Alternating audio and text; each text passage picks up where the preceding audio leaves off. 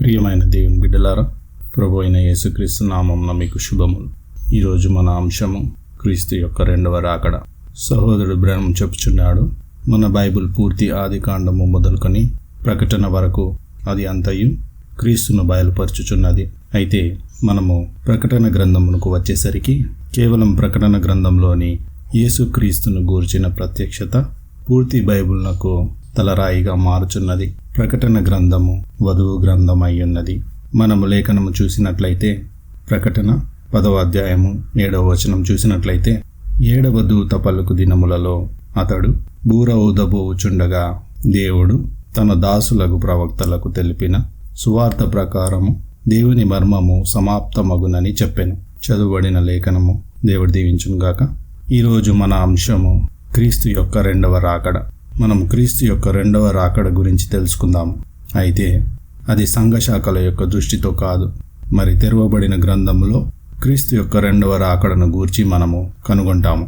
7వ సంఘకాల ప్రవక్త, లవోదికయ సంఘకాలపు ప్రవక్త మరియు మన ప్రవక్త అయిన సహోదరుడు బ్రహ్మ చెప్పుచున్నాడు. ఇక్కడ చూసినట్లయితే ఎడము అనే వర్తమానంలో 63వ సంవత్సరం ఇలా చెప్పుచు, ఇప్పుడు వదులుగా చివరలు అన్నీ కూడా ఒక దగ్గర కట్టబడబోచున్నవి మరియు ముద్రలు విప్పబడినవి. బలిష్ఠుడైన దూత, అది ఎవరో కాదు, క్రీస్తు కిందికి దిగి వచ్చును. ఆయన క్రిందికి దిగి వచ్చినప్పుడు ఆయన రాకడ సమయంలో 7వ దూత ఈ భూమిపై ఉండును. అయితే ఇక్కడ మీరు ఎరిగి ఉన్నారు, మనము సంఘ శాఖలను చూసినప్పుడు క్రీస్తు రాకడ విషయమై వారు వేరొక అభిప్రాయమును కలిగి ఉన్నారు. వారు క్రీస్తు రాకడ కొరకు ఎదురు చూస్తున్నారు. ఏదో జరుగును అని వారు ఎదురు చూస్తున్నారు. అలాగే ఎదురు చూస్తూ ఉన్నారు. మరి జరుగుచున్న దానిని వారు చూడకుండా తప్పిపోవుచున్నారు. ఏమి జరుగుచున్నదో అది మన చుట్టూ ఉన్నది. లేఖనంలో మనం చూసినట్లయితే 1 తిమోతి 3వ అధ్యాయము 16వ వచనంలో మనం చూసినట్లయితే, నిరాక్షేపముగా దైవభక్తిని గూర్చిన మర్మము గొప్పదయ్యున్నది. ఆయన సశరీరుడుగా ప్రత్యక్షుడయ్యను, ఆత్మ విషయమున నీతిపరుడని తీర్పు నొందెను, దేవదూతలకు కనబడెను, రక్షకుడని జనములలో ప్రకటింపబడెను, లోకమందు నమ్మబడెను, ఆరోహణుడై తేజోమయుడయ్యను. చదవబడిన లేఖనం దేవుడు దీవించునుగాక. ఇక్కడ లేఖనంలో చూసినట్లయితే జనములలో ప్రకటింపబడెను అన్న చోట ఇంగ్లీష్లో చూసినట్లయితే ప్రీచ్డ్ అంటు ద జెంటైల్స్. ఇక్కడ జెంటైల్స్ అనగా అన్యజనులకు ప్రకటింపబడెను అని అర్థం వచ్చును. అలాగే లేఖనంలో ముందుకు చూసినట్లయితే దైవభక్తిని గూర్చిన మర్మము గొప్పదై ఉన్నది, ఆయన సశరీరుడుగా ప్రత్యక్షుడయ్యను, దానిని మనం నమ్ముచున్నాము. దేవుడు శరీరధారిగా యేసుక్రీస్తులో ప్రత్యక్షమయ్యను. మనం ఇక్కడ చూసినట్లయితే ఎప్పుడైతే యేసుక్రీస్తు ఈ భూమిపై ఉండెనో ఆయన అన్యజనులకు బోధింపలేదు. అది ఆయన సిలువ వేయబడి తిరిగి వెళ్ళిన తరువాత ప్రారంభమయ్యను. కావున దైవభక్తిని గూర్చిన మర్మము కేవలం యేసుక్రీస్తు శరీరధారిగా ప్రత్యక్షమవుటను గూర్చి సంబంధించినది కాదు. అయితే అన్యజనులకు బోధింపబడి వారు వాక్యమును నమ్మిన పిదప అన్ని కాలాల గుండా అంత్యకాలం వరకు అనున్నదే ఈ దైవభక్తిని గూర్చిన మర్మమై ఉన్నది. కాబట్టి నా స్నేహితులారా, అది ఇప్పుడు జరుగుచున్నది. అది 2000 సంవత్సరాల నుండి జరుగుచూ ఉన్నది. వాక్యము అన్యజనులకు బోధింపబడి వారు వాక్యమును స్వీకరించిన తరువాత మరియు కాలము ముగింపులో అది దేవుడే తిరిగి మహిమలోనికి కొనిపోబడెను. ఆమెన్. సహోదరుడు బ్రహ్మ పలుకబడిన మాటయే మూల విత్తనం అను వర్తమానంలో 62వ సంవత్సరం పారా 432-433 చూసినట్లయితే, There always been a number 3 all the time. There's 3 coming of Christ. He came once to redeem his bride. He comes the next in the rapture to catch away his bride. He comes again in a millennium with his bride. సహోదరుడు బ్రహ్మ చెప్పుచు, ఇక్కడ ఎల్లప్పుడూ 3 సంఖ్యగా ఉన్నది. క్రీస్తు యొక్క 3 రాకడలు. ఆయన తన వధువును విమోచించుటకు మొదటిసారి వచ్చెను. ఆయన రెండవసారి తన వధువును కొనిపోవుటకు ఎత్తబాటులో వచ్చును. 1000 ఏళ్ల పాలనలో 3వసారి తన వధువుతో వచ్చును. మనం ఇక్కడ హెబ్రీ 13వ అధ్యాయము 8వ వచనము సహోదరుడు బ్రహ్మ యొక్క పరిచర్యలో చాలాసార్లు ఎన్నో వర్తమానంలో ఈ లేఖనము ప్రస్తావించెను. అదేమనగా యేసుక్రీస్తు నిన్న నేడు ఒకటే రీతిగా ఉన్నాడు. అవును, యుగ యుగములకును ఒకటే రీతిగా ఉండును. ఈ లేఖనము దేవుడు దీవించునుగాక. దేవుని మర్మమై ఉన్న క్రీస్తు బయలుపరచబడెను అనే వర్తమానంలో సహోదరుడు బ్రెన్హం 63వ సంవత్సరం హెబ్రీ 13:8 లేఖనము గురించి చెప్పుచు ఇలా అన్నాడు. పారా 143. But what he wanted to do, he loved fatherhood, for he was a father, and the only way that he could express it was to become a son, a man. That's the reason Jesus kept saying, the Son of Man. See, they didn't know what he was talking about, many of them, but now you get it. ఇక్కడ గమనించండి. He wanted to express himself. That was one of his greatest threefold purposes, was to express himself, identify himself with human beings, to reveal himself in Christ. ఇక్కడ ప్రవక్త చెప్పుచు దేవుడు తనను తాను వ్యక్తపరచుకోవాలని కోరెను. దేవుని యొక్క 3 దశలలోని ప్రణాళికలో ప్రధానమైనది ఒకటి. అదేమనగా తనను తాను వ్యక్తపరచుకొనుటకు, అనగా మనుషులతో తనను తాను గుర్తింపబడుటకు, క్రీస్తులో తనను తాను గుర్తింపబడుట. ఇక్కడ చూసినట్లయితే అన్ని కాలాల గుండా ఆయన 3 దశలుగా లేకపోతే 3 విడతలుగా ఆయన జరిగించుచుండెను. కావున సహోదరుడు బ్రెన్హం 3 విడతల ప్రణాళికను దేవుని మర్మమై ఉన్న క్రీస్తు బయలుపరచబడను అను వర్తమానములో చెప్పుచు ప్రవక్త హెబ్రీ 13:8 లేఖనమును తీసుకొని దేవుని మనస్సులో దాగి ఉన్న 3 విడతల ఉద్దేశమును ఈ యొక్క లేఖనము దానిపై నిలుపుచున్నాడు. మరియు అన్ని కాలాల గుండా దేవుని మనస్సులో దాగి ఉన్న మర్మము. ఇప్పుడు ప్రవక్త హెబ్రీ 13:8 లేఖనము తీసుకొని దానిపై పెట్టుచు ఇలా చెప్పుచున్నాడు. మొదటిగా ఆయన మనుషుని, తర్వాత ఆయన భార్యను మరియు వారిని ఏదెనులోనికి, అనగా ఆయన రాజ్యంలోనికి పునరుద్ధరించడానికి తన యొక్క విమోచన ప్రణాళికను ఆయన నెమ్మదిగా బయలుపరచుచున్నాడు. ప్రవక్త చెప్పుచు ఈ యొక్క లేఖనం తీసుకొని యేసుక్రీస్తు నిన్న నేడు ఒకటే రీతిగా ఉన్నాడు. అవును, యుగ యుగములకు ఒకటే రీతిగా ఉండును. కావున హెబ్రీ 13:8 ఇంకా ఎక్కువగా అది ఈ కాలంలో ఆయన 2000 సంవత్సరాల క్రితం చేసినది. ఈరోజు కూడా అంతకంటే ఎక్కువగా ఆయన నిన్ను స్వస్థపరచును. ఎందుకనగా క్రీస్తు 2000 సంవత్సరాల క్రితం దానిని ప్రారంభించలేదు. సహోదరుడు బ్రెన్హం చెప్పుచు ఆది యందు క్రీస్తు లోగోస్ తండ్రిలో నుండి వచ్చుచున్నాడు. ఆ క్రీస్తే వాక్యము ద్వారా ప్రత్యక్షపరచబడెను. తండ్రిలో నుండి వచ్చుచున్నాడు.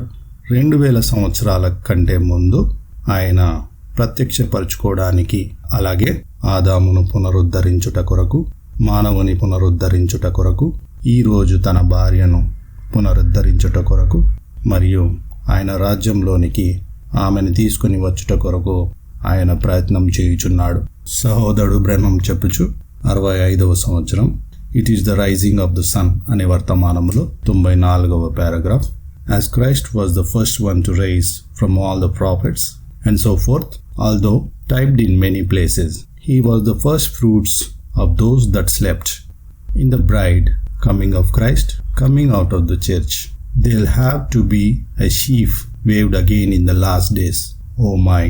ఇక్కడ ప్రవక్త చెప్పుచు ప్రవక్తలు మొదలగు వారి కంటే ముందు, అందరికంటే మొదటిగా లేచున్నది క్రీస్తే. చాలా చోట్ల మాదిరిగా ఉన్నా కూడా నిద్రించిన వారిలో మొదటగా లేచినది క్రీస్తు. నిద్రించిన వారిలో ప్రథమ ఫలము ఆయనే. వధువులో, క్రీస్తు రాకడలో, సంఘం నుండి బయటకు వచ్చుటలో, అక్కడ ఒక పనను అంత్య దినాలలో మరలా అల్లాడింపవలెను. కావున ప్రవక్త మనకు చెప్పుచున్నాడు, క్రీస్తు క్రిందికి దిగి వచ్చినప్పుడు, బలిష్ఠుడైన దూత కిందికి దిగి వచ్చినప్పుడు, ఆయన రాకడ సమయంలో భూమిపై ఎవరు ఉంటారు? 7వ దూత. బలిష్ఠుడైన దూత కిందికి దిగి వచ్చినప్పుడు, అనగా క్రీస్తు శరీరంలోనికి వచ్చి ఉన్నాడు. ఆమేన్. అది ఇంతకు మునుపే ఆత్మరూపంలో జరుగుచున్నది. ఇప్పుడు ఆ 7వ దూత అనగా ప్రవక్త భూమిని వదిలి వెళ్ళి ఉన్నాడు. అయితే ఆ 7వ దూత ప్రవక్త అయిన బ్రెన్హం దేవుని రాకడ సమయంలో ఆ 7వ దూత ప్రవక్త భూమిపైనే ఉండెను. క్రీస్తు వధువు రూపంలో వస్తున్నాడు. అదే 2వ రాకడ. అయితే అది సంఘ శాఖలు అనుకున్న విధమైన 2వ రాకడ కాదు. ఆయన ఇప్పుడే వచ్చుచున్నాడు. బలిష్ఠుడైన దూత కిందికి వచ్చినప్పుడు ఆ బలిష్ఠుడైన దూత ఎక్కడికి పోయెను? పరలోకమునకు కాదు. ఆ బలిష్ఠుడైన దూత కిందికి వచ్చినప్పుడు ఆయన జనులలోనికి వెళ్ళెను. ఇప్పుడు బలిష్ఠుడైన దూత ఇక్కడ ఉన్నాడు. పరిశుద్ధాత్మ సంపూర్తిగా కుమ్మరింపబడి ఉన్నది. సంపూర్తి వాక్యము ఏదో కాదు గాని ఆత్మ మరియు వాక్యము రెండూ ఒకటే. వాక్యము సంపూర్తిగా వచ్చినట్లయితే పరిశుద్ధాత్మ సంపూర్తిగా వచ్చి ఉన్నది. క్రీస్తు మరియు వాక్యము ఒకటే. వాక్యము సంపూర్తిగా తిరిగి వచ్చినట్లయితే క్రీస్తు కూడా సంపూర్తిగా వచ్చెను. మరియు ఆయన ఎక్కడికి వెళ్ళెను? ఆయన తన యొక్క శరీరంలోనికి వెళ్ళెను. ఆయన శరీరం అనగా ఏమిటి? అది అనేకులు సభ్యులుగా ఉన్నటువంటి శరీరము. ఒక్క మనుష్యునిలోనికి కాదు. అది పౌలు యొక్క బోధనల వలన మార్పు చెంది ఉన్నది.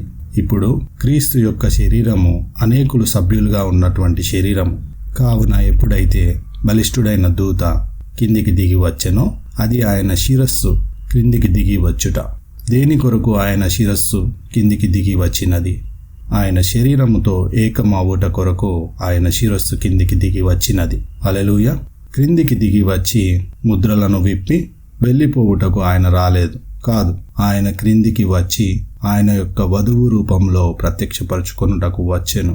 ఇదివరకే ఆదాము ప్రత్యక్షపరచుకొని ఉండెను. ఇప్పుడు హవ్వ తప్పక ప్రత్యక్షపరచుకొనవలసి ఉన్నది. మరలా లేఖనంలోకి వెళ్ళినట్లయితే యేసుక్రీస్తు నిన్న నేడు యుగ యుగములకు ఒకటే రీతిగా ఉన్నాడు. ఇక్కడ నిన్న మొదటి రాకడ, నేడు రెండవ రాకడ, యుగ యుగములకు మూడవ రాకడ. హల్లెలూయా. ఎందుకని సహోదరుడు బ్రాన్హమ్ యొక్క పరిచర్యలో హెబ్రీ 13:8 ఈ లేఖనము ఒక ప్రాముఖ్యమైన భాగంగా ఉన్నది.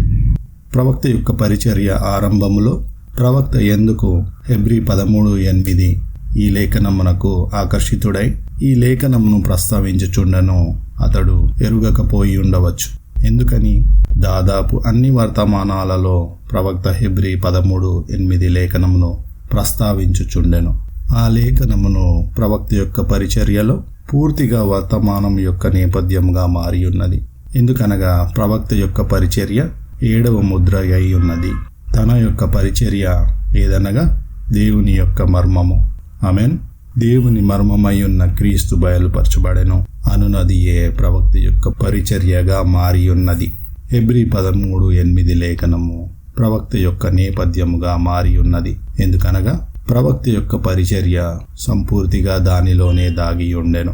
సహోదరుడు బ్రాన్హమ్ మహోన్నత కళాఖండము అనే వర్తమానంలో 64వ సంవత్సరం ద మాస్టర్ పీస్ 63వ పారాగ్రాఫ్లో చెప్పుచు, Abraham portrayed Christ.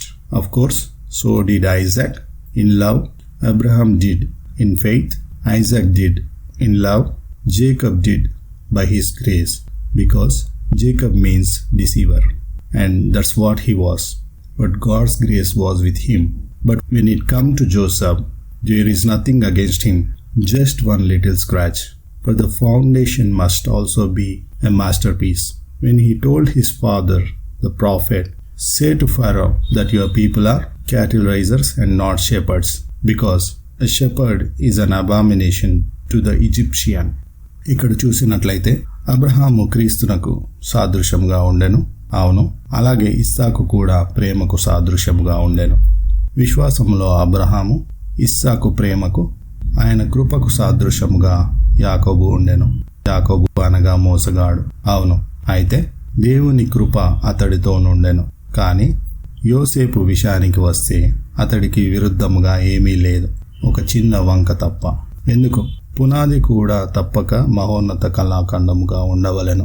పశువుల కాపరి అయిన ప్రతివాడు ఐగుప్తీయులకు హేయుడు కనుక ఫరోకు నీ జనులు పశువుల కాపరులు అని చెప్పక వారు పశువులు గలవారు అని చెప్పుము అని యోసేపు తన తండ్రితో చెప్పెను. సహోదరుడు బ్రాన్హమ్ చెప్పుచు, దేవుడు ఒక మహోన్నత కళాఖండమును నిర్మించెను. మరియు ఇప్పుడు మహోన్నత కళాఖండమును గురించి ప్రస్తావించినప్పుడు ప్రవక్త యేసుక్రీస్తును గురించి మాత్రమే చెప్పుటలేదు. అలాగైతే దేవుడు శరీరధారిగా కిందికి వచ్చినప్పుడు ఒకవేళ మీరు మహోన్నత కళాఖండము అను వర్తమానం మీరు చదివినట్లయితే ప్రవక్త చెప్పుచు అది సంపూర్ణ మహోన్నత కళాఖండము కాదు, అది మహోన్నత కళాఖండములోని ఒక భాగము అని చెప్పెను. అది మహోన్నత కళాఖండము కాదు.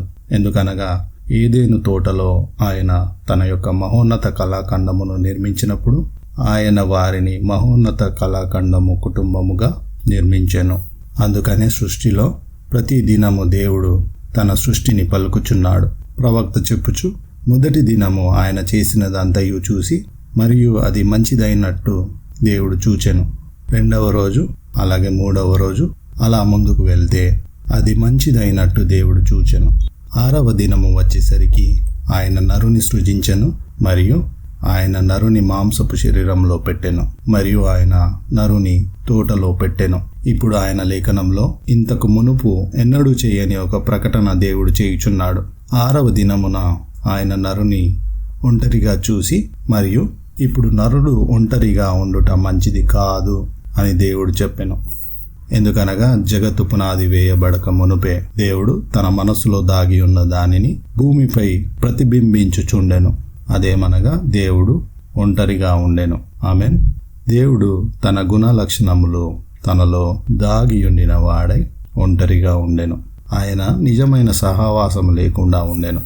తన యొక్క సృష్టిలో ఆరాధించుచు దూతలు ఆయన చుట్టూ కలిగి ఉండినను దేవుడు సహవాసము లేకుండా ఉండెను. కావున ఇప్పుడు దేవుడు తన మనసులో కలిగి ఉన్న దానినే భూమిపై ప్రతిబింబించుచుండెను. ఆదాము దేవుని వలె భూమిపైకి వచ్చుచుండెను. భూపరిమాణంలో సృష్టింపబడిన ప్రతి ఒక్క సృష్టి అధిక స్థాయి నుండి తక్కువ స్థాయిలో గల సమస్త జీవులు అన్నీ కూడా ఆదామును సేవించుచుండెను. ఆదాము భూమిపై సమస్త జీవరాశులను ఆజ్ఞాపించుచుండెను. అయినను ఆదాము సహవాసమును కలిగి ఉండలేదు. ఎందుకనగా దేవుడు పరలోకములో జరుగుచున్న దానిని భూమిపై ప్రతిబింబింపచేయుచుండెను. కావున ఇప్పుడు ఆయన నరుని పరిపూర్ణ అమరికలో పెట్టినప్పటికీ నరుడు ఒంటరిగా ఉండుట మంచిది కాదు. ఎందుకనగా మహోన్నత కళాఖండము ఇంకనూ సంపూర్తి కాలేదు. అది ఒక రకముగా మహోన్నత కళాఖండము మొదటి భాగముగా అది ఉన్నప్పటికీ మహోన్నత కళాఖండమును సంపూర్తి చేయుటకు దేవుడు ఆ మహోన్నత కళాఖండములో నుండి ఒక భాగమును తీసి మరియు మహోన్నత కళాఖండమునకు సాటి అయిన సహాయమును సమకూర్చుట ప్రారంభించెను. కావున ఆయన స్త్రీని చేయుట ప్రారంభించి ఆదాములో నుండి ఆమెను తీసుకొని వచ్చెను. దేవుడు నరునిలో కావాలని కోరిన ప్రతి ఒక్కటి ఆదాములో ప్రతిబింబించుచుండెను. అయితే ఆయన ఆదామునకు గాఢ నిద్ర కలుగజేసి కొంత సమయము వరకు ఆదామును రంగములో నుండి తప్పించెను.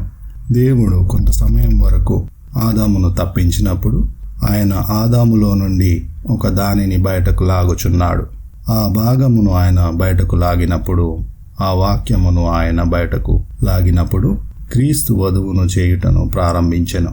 భూమిపై ఒక సమయము ఉన్నది. ఎప్పుడైతే వధువు సంపూర్ణ ప్రత్యక్షతలోనికి వచ్చునో అప్పుడు ఆమె పరిపూర్ణత చెందును. ఆమె శరీరములో ఉన్నది. ఆమె ఆయన బయటకు లాగినటువంటి పరిపూర్ణ వాక్యముగా మారి ఉన్నది. అయినను మహోన్నత కళాఖండము ఇంకా సంపూర్తి కాలేదు. ఎందుకనగా సహోదరుడు బ్రెనం చెప్పెను, ఎప్పుడైతే ఆయన పురుషుని మరియు స్త్రీని తీసుకొని వారిని ఏక శరీరంగా మార్చెనో సృష్టి యొక్క ప్రధానమైన అంశము అప్పుడు సంపూర్తి అయినది. ఇప్పుడు మహోన్నత కళాఖండము సంపూర్ణమయ్యను. కావున మహోన్నత కళాఖండము అను వర్తమానము నరుని వలె ఒంటరిగా నిలబడి ఉన్న యేసుక్రీస్తును గూర్చి కాదు.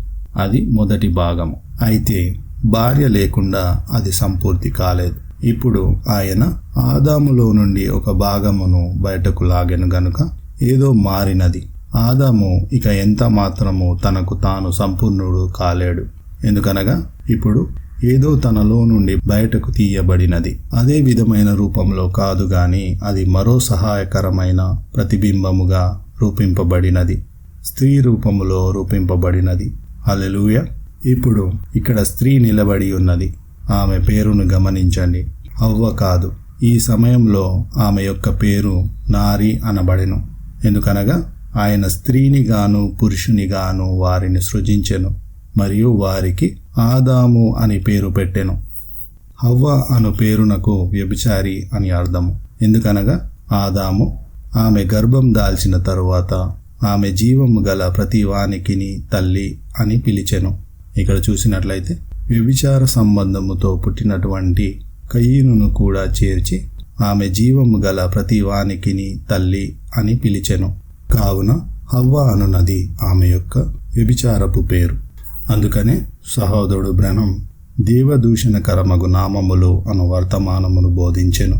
వారు దేవుని సంఘము మరియు క్రీస్తు సంఘము అను పేర్లు తీసుకొని వారు పెట్టుకొందురు. ప్రవక్త చెప్పెను, అవి దేవదూషణకరమగు నామములు. ఆమెన్. ఆమె తనకు సొంత పేరును కలిగి ఉండుటకు వీలు లేదు. ఎందుకనగా ఆమె యొక్క గుర్తింపు ఆదాములో చుట్టబడి ఉన్నది. ఆమె మరియు ఆదాము వారిరువురును ఒక్కరే.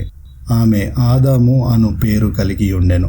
ఎప్పుడైతే దేవుడు సాయంకాలమున చల్లపూట తోటలో క్రిందికి దిగి వచ్చి ఆయన పురుషుని గుణలక్షణములతో సహవాసము కలిగి ఉండాలని కోరినప్పుడు ఆయన ఆదాము అని పిలుచును.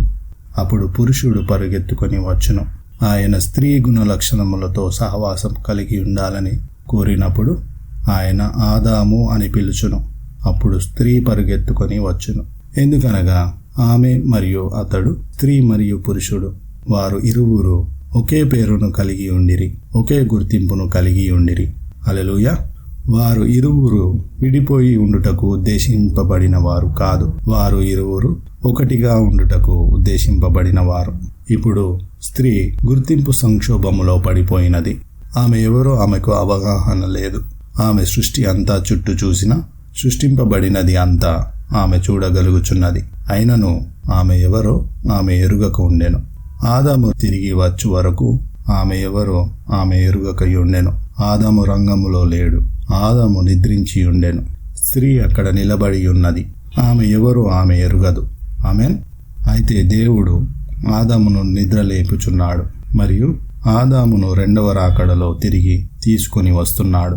ఎప్పుడైతే ఆదాము వధువు యొద్దకు వచ్చునో ఆయన చెప్పును, నా ఎముకలలో ఒక ఎముక, నా మాంసములో మాంసము, నరునిలో నుండి తీయబడినది కనుక నారి అనబడును. మరిప్పుడు అకస్మాత్తుగా ఆమె యొక్క మూలం ఎక్కడ ఉన్నదో గుర్తించలేనటువంటి గుర్తింపు సంక్షోభంలో పడి ఉన్నది. అలాంటి పరిస్థితిలో ఉన్నటువంటి స్త్రీ ఎప్పుడైతే ఆదాము తిరిగి వచ్చునో అప్పుడు ఆమె సమస్తము ఎరుగును. ఆదాము తిరిగి వచ్చినంత వరకు ఆమె గుర్తింపును కలిగి ఉండలేదు. అయితే ఆదాము అనగా తనలో ఉన్న స్త్రీ మరియు అతడు ఏకమవునంత వరకు ఎన్నటికి అతడు సంపూర్తి కాలేడు. కావున ఇప్పుడు మహోన్నత కళాఖండము నాశనములకు లోనైనది. పరలోకంలో నుండి ఆ పాత విరోధి బయటకు గెంటివేయబడిన వాడే తోటలోనికి జారుకొని మరియు మోసము ద్వారా వాడు దేవుని పరిపూర్ణ మహోన్నత కళాఖండమునకు అపవిత్రత తీసుకొని వచ్చెను. అయితే సహోదరుడు బ్రహ్నం చెప్పెను, దేవుడు దానిని నాశనములో పడిపోయి ఉండనివ్వక ఆమెన్ తన యొక్క మహోన్నత కళాఖండమును పునర్నిర్మించుటకు ప్రారంభించెను.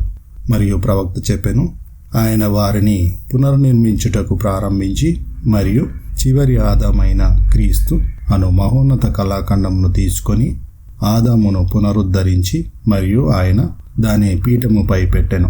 మరియు పీఠము ఏదనగా మూల పురుషులైన అబ్రహాము, ఇస్సాకు, యాకోబు మరియు యోసేపు.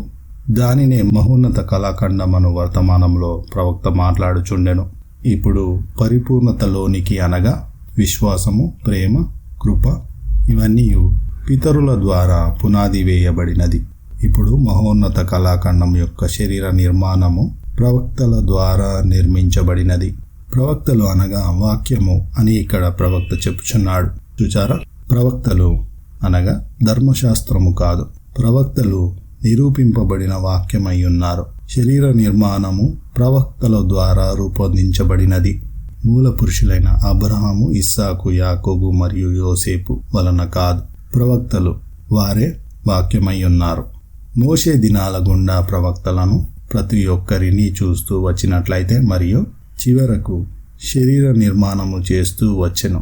ప్రవక్తలలో అందరికంటే గొప్పవాడు యోహాను, అలాగని బైబిల్ చెప్పుచున్నది. మరియు స్త్రీ కనిన వారిలో బాప్తిసమిచ్చు యోహాను కంటే గొప్పవాడు పుట్టలేదని యేసు చెప్పెను. వాక్యమును పరిచయం చేయువాడు అతడే. మనము తిరిగి చూసినట్లయితే ఇప్పుడు మనము కనుగొంటాము, ఆయన తప్పిపోయిన ఆదామును కట్టుచున్నాడు. ఆయన మానవుని స్వరూపమును తిరిగి కట్టుచున్నాడు. అయితే ఆయన యేసు క్రీస్తు పశువుల పాకలో శిశువుగా పుట్టినప్పటి నుండి తీసుకుని కట్టుటలేదు. మూల పురుషులైన అబ్రహాము, ఇస్సాకు, యాకోబు మరియు యోసేపు అనువారి పీఠము దగ్గర నుండి తిరిగి ప్రారంభించుచున్నాడు. అటు పిమ్మట మోషే దగ్గర నుండి తిరిగి కట్టుట ప్రారంభించుచున్నాడు. మరియు అందరి ప్రవక్తల ద్వారా ఆయన కట్టుచున్నాడు. ఆయన దేనిని నిర్మించుచున్నాడు? ఆయన ఆదామును తిరిగి నిర్మించుచున్నాడు. ఆదామును పాదముల నుండి మెడ వరకు శరీర నిర్మాణము చేయుచున్నాడు. ఆ శిరస్సు క్రిందికి వచ్చే సమయము ఏమిటి? ఆ సమయము ఏదనగా ఈ భూమిపైన రెండవ ఏలియా ప్రవక్త పరిచర్య జరిగించు సమయము వరకు. ఏలియా పరిచర్యలో దేవుడు తప్పక తిరిగి క్రిందికి దిగి రావలసి ఉన్నది. ఎందుకనగా ఏలియా ఆ ఖాళీలో నిలబడి ఉండవలసి ఉన్నది. శిరస్సు మరియు శరీరము ఏకమవ్వడానిని ఏలియా రంగము పైనే ఉండి నిర్ధారించవలసి ఉన్నది. హల్లెలూయా. కావున యోహాను రంగముపై రావలసి ఉన్నది. ఎందుకనగా శిరస్సు శరీరముతో ఏకము కావలసి ఉన్నది. శరీరము ఏర్పడినది, అయితే శిరస్సు రావలసి ఉన్నది. హల్లెలూయా. అప్పుడు చివరకు గొప్ప శిరస్సు వచ్చును. తక్కిన శరీరము దాని గురించి మాట్లాడినది. దానికి పునాది పితరులచే వేయబడినది. అయితే వాక్యం ద్వారా శరీరము రూపింపబడినది. అది ప్రవక్తల వలన రూపింపబడినది. అందరికీ శిరస్సు అయిన యేసు రంగముపైకి వచ్చి ఉన్నాడు. వాక్యం యొక్క సంపూర్ణ ప్రతిబింబము ఆయనలో మనము కనుగొంటాము. ఎందుకనగా ఆయన వాక్యము. వాక్యం యొక్క సంపూర్ణత ఆయనే. ఇప్పుడు మరలా దేవుడు పరిపూర్ణ మహోన్నత కళాఖండమును కలిగి ఉన్నాడు. హల్లెలూయా. ప్రవక్త చెప్పుచున్నాడు మహోన్నత కళాఖండమును గురించి. ఆదిలో దాదాపు 2000 సంవత్సరాల వరకు దేవుడు మరలా మహోన్నత కళాఖండమును రూపొందించుచున్నాడు.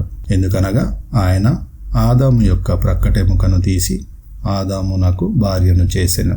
మరైతే ఇప్పుడు కల్వరిలో పరిపూర్ణ మహోన్నత కళాఖండమైన క్రీస్తులో నుండి ఒక భాగమును తీసెను. మరి అది కొత్త నిబంధన. ఏ భాగమును క్రీస్తులో నుండి తీసెను? అది కేవలం కొత్త నిబంధన. ఆయన ఏమై ఉండెను?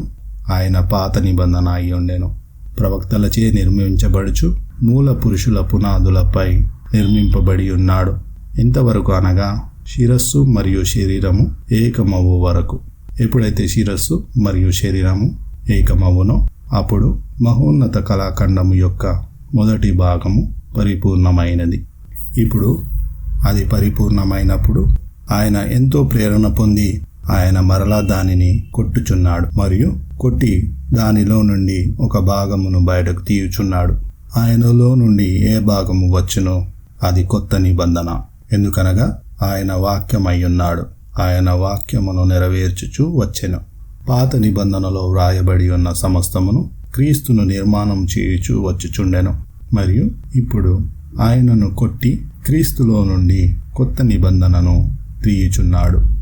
ఆయన పాత నిబంధనను నెరవేర్చి ఉన్నాడు. ఇప్పుడు క్రొత్త నిబంధన మరొక భాగము నెరవేర్చబడవలసి ఉన్నది. చూడండి, క్రొత్త మరియు పాత అనునవి భర్త మరియు భార్య. పాత దానిని క్రొత్త దానికి మాదిరిగా తీసుకున్నాడు. మహోన్నత కళాఖండమైన క్రీస్తు ఇప్పుడు దానిని నెరవేర్చుటకు వచ్చెను. కొత్త నిబంధనలో ఉన్న ప్రతి ఒక్క దానిని ఆయన వధువు నెరవేర్చును. హల్లెలూయా. క్రొత్త నిబంధన మరియు పాత నిబంధన అనగా భర్త మరియు భార్యలై ఉన్నారు. ఆదాము మరియు పునరుద్ధరింపబడిన హవ్వ. చివరి ఆదాము మరియు రెండవ హవ్వ. యేసుక్రీస్తు నిన్న నేడు యుగ యుగములకు ఒకటి రీతిగా ఉన్నాడు అను లేఖనమును చూసినట్లయితే యేసుక్రీస్తు నిన్న అనగా పాత నిబంధన, నేడు అనగా క్రొత్త నిబంధన, యుగ యుగములకు అనగా పూర్తి బైబిల్ గ్రంథము. ఈ పూర్తి బైబిల్ గ్రంథము అంటే ఏమిటి? క్రీస్తు యొక్క ప్రత్యక్షత. 7వ ముద్ర ఏమిటి? దేవుని మర్మమై ఉన్న క్రీస్తు బయలుపరచబడెను. కావున ఇప్పుడు అది ఏమవుతుంది అనగా దేవుని మర్మము బయలుపరచబడుట. ఆమేన్. దేవుని మర్మమై ఉన్న క్రీస్తు బయలుపరచబడెను. ఆదికాండము మొదలుకొని ప్రకటన వరకు క్రీస్తును గూర్చి బోధింపబడినది. అయితే ఒక నిమిషం ఆగండి. దేవుని మర్మమై ఉన్న క్రీస్తు బయలుపరచబడెను. ప్రకటన 10వ అధ్యాయం 7వ వచనం. 7వ దూత పలుకు దినములలో అతడు బూర ఊదబోవుచుండగా దేవుడు తన దాసులకు ప్రవక్తలకు తెలిపిన సువార్త ప్రకారము దేవుని మర్మము సమాప్తమగునని చెప్పెను. దేవుని మర్మమయ్యున్న క్రీస్తు బయలుపరచబడెను. కావున నేను ఏమి పట్టుకొని ఉన్నాను? నేను ఈ బైబిల్ని పట్టుకొని ఉన్నాను, అనగా 7వ ముద్ర గ్రంథము. 7వ ముద్ర సమాచారమునిచ్చు గ్రంథము. క్రీస్తును గూర్చి సమాచారమునిచ్చు పాత మరియు క్రొత్త నిబంధన గ్రంథము. పాత మరియు క్రొత్త నిబంధన ఒకటిగా పునరుద్ధరించబడినది. పురుషుడు మరియు స్త్రీ, పాత నిబంధన మరియు క్రొత్త నిబంధన. పాత నిబంధన విశ్వాసులు మరియు క్రొత్త నిబంధన విశ్వాసులు తిరిగి నిత్యత్వములోనికి తిరిగి తీసుకొని రాబడినారు. అది ఏమిటి? దేవుని మర్మమై ఉన్న క్రీస్తును. హల్లెలూయా. దానిని మనము పిరమిడ్ రూపంలో చూడబోచున్నాము. పాత నిబంధన మరలా కట్టబడుచున్నది. పాత నిబంధనలో పితరులైన మోషే నుండి పునాది వేయబడి అది పూర్తిగా తలరాయి వద్దకు వచ్చును. ఎంతవరకు వచ్చుననగా ఆ తలరాయి వచ్చి ఆ శరీరమును సంపూర్తి చేయును. అది ఒక చిన్న పిరమిడ్ ఆకారములో మనం ఊహించుకున్నట్లయితే ఆ తలరాయి అయిన యేసుక్రీస్తు శరీరమును సంపూర్తి చేయుటకు క్రిందికి వచ్చి ఆ పిరమిడ్ను సంపూర్తి చేయును. పాత నిబంధన పితరులు మరియు ప్రవక్తలు అందరూ ఆ ఒక్క మనుష్యుని గూర్చి ఆ పిరమిడ్కు తలరాయి అయిన యేసుక్రీస్తును గూర్చి పలుకుచుండెను. పాత నిబంధన అనగా సంపూర్ణ వాక్యము.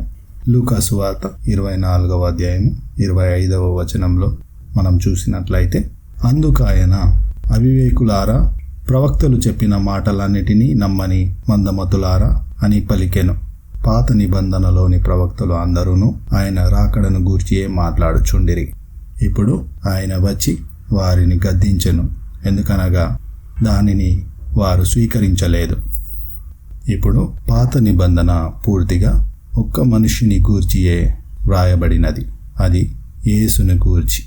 పాత నిబంధన వాక్యము పూర్తిగా ఒక్క మనుష్యుడైన యేసును ప్రతిబింబించుచుండెను. ఇప్పుడు శరీరము అనగా పాత నిబంధన అంతయు తలరాయి లేకుండా అసంపూర్తిగా మిగిలిపోవును.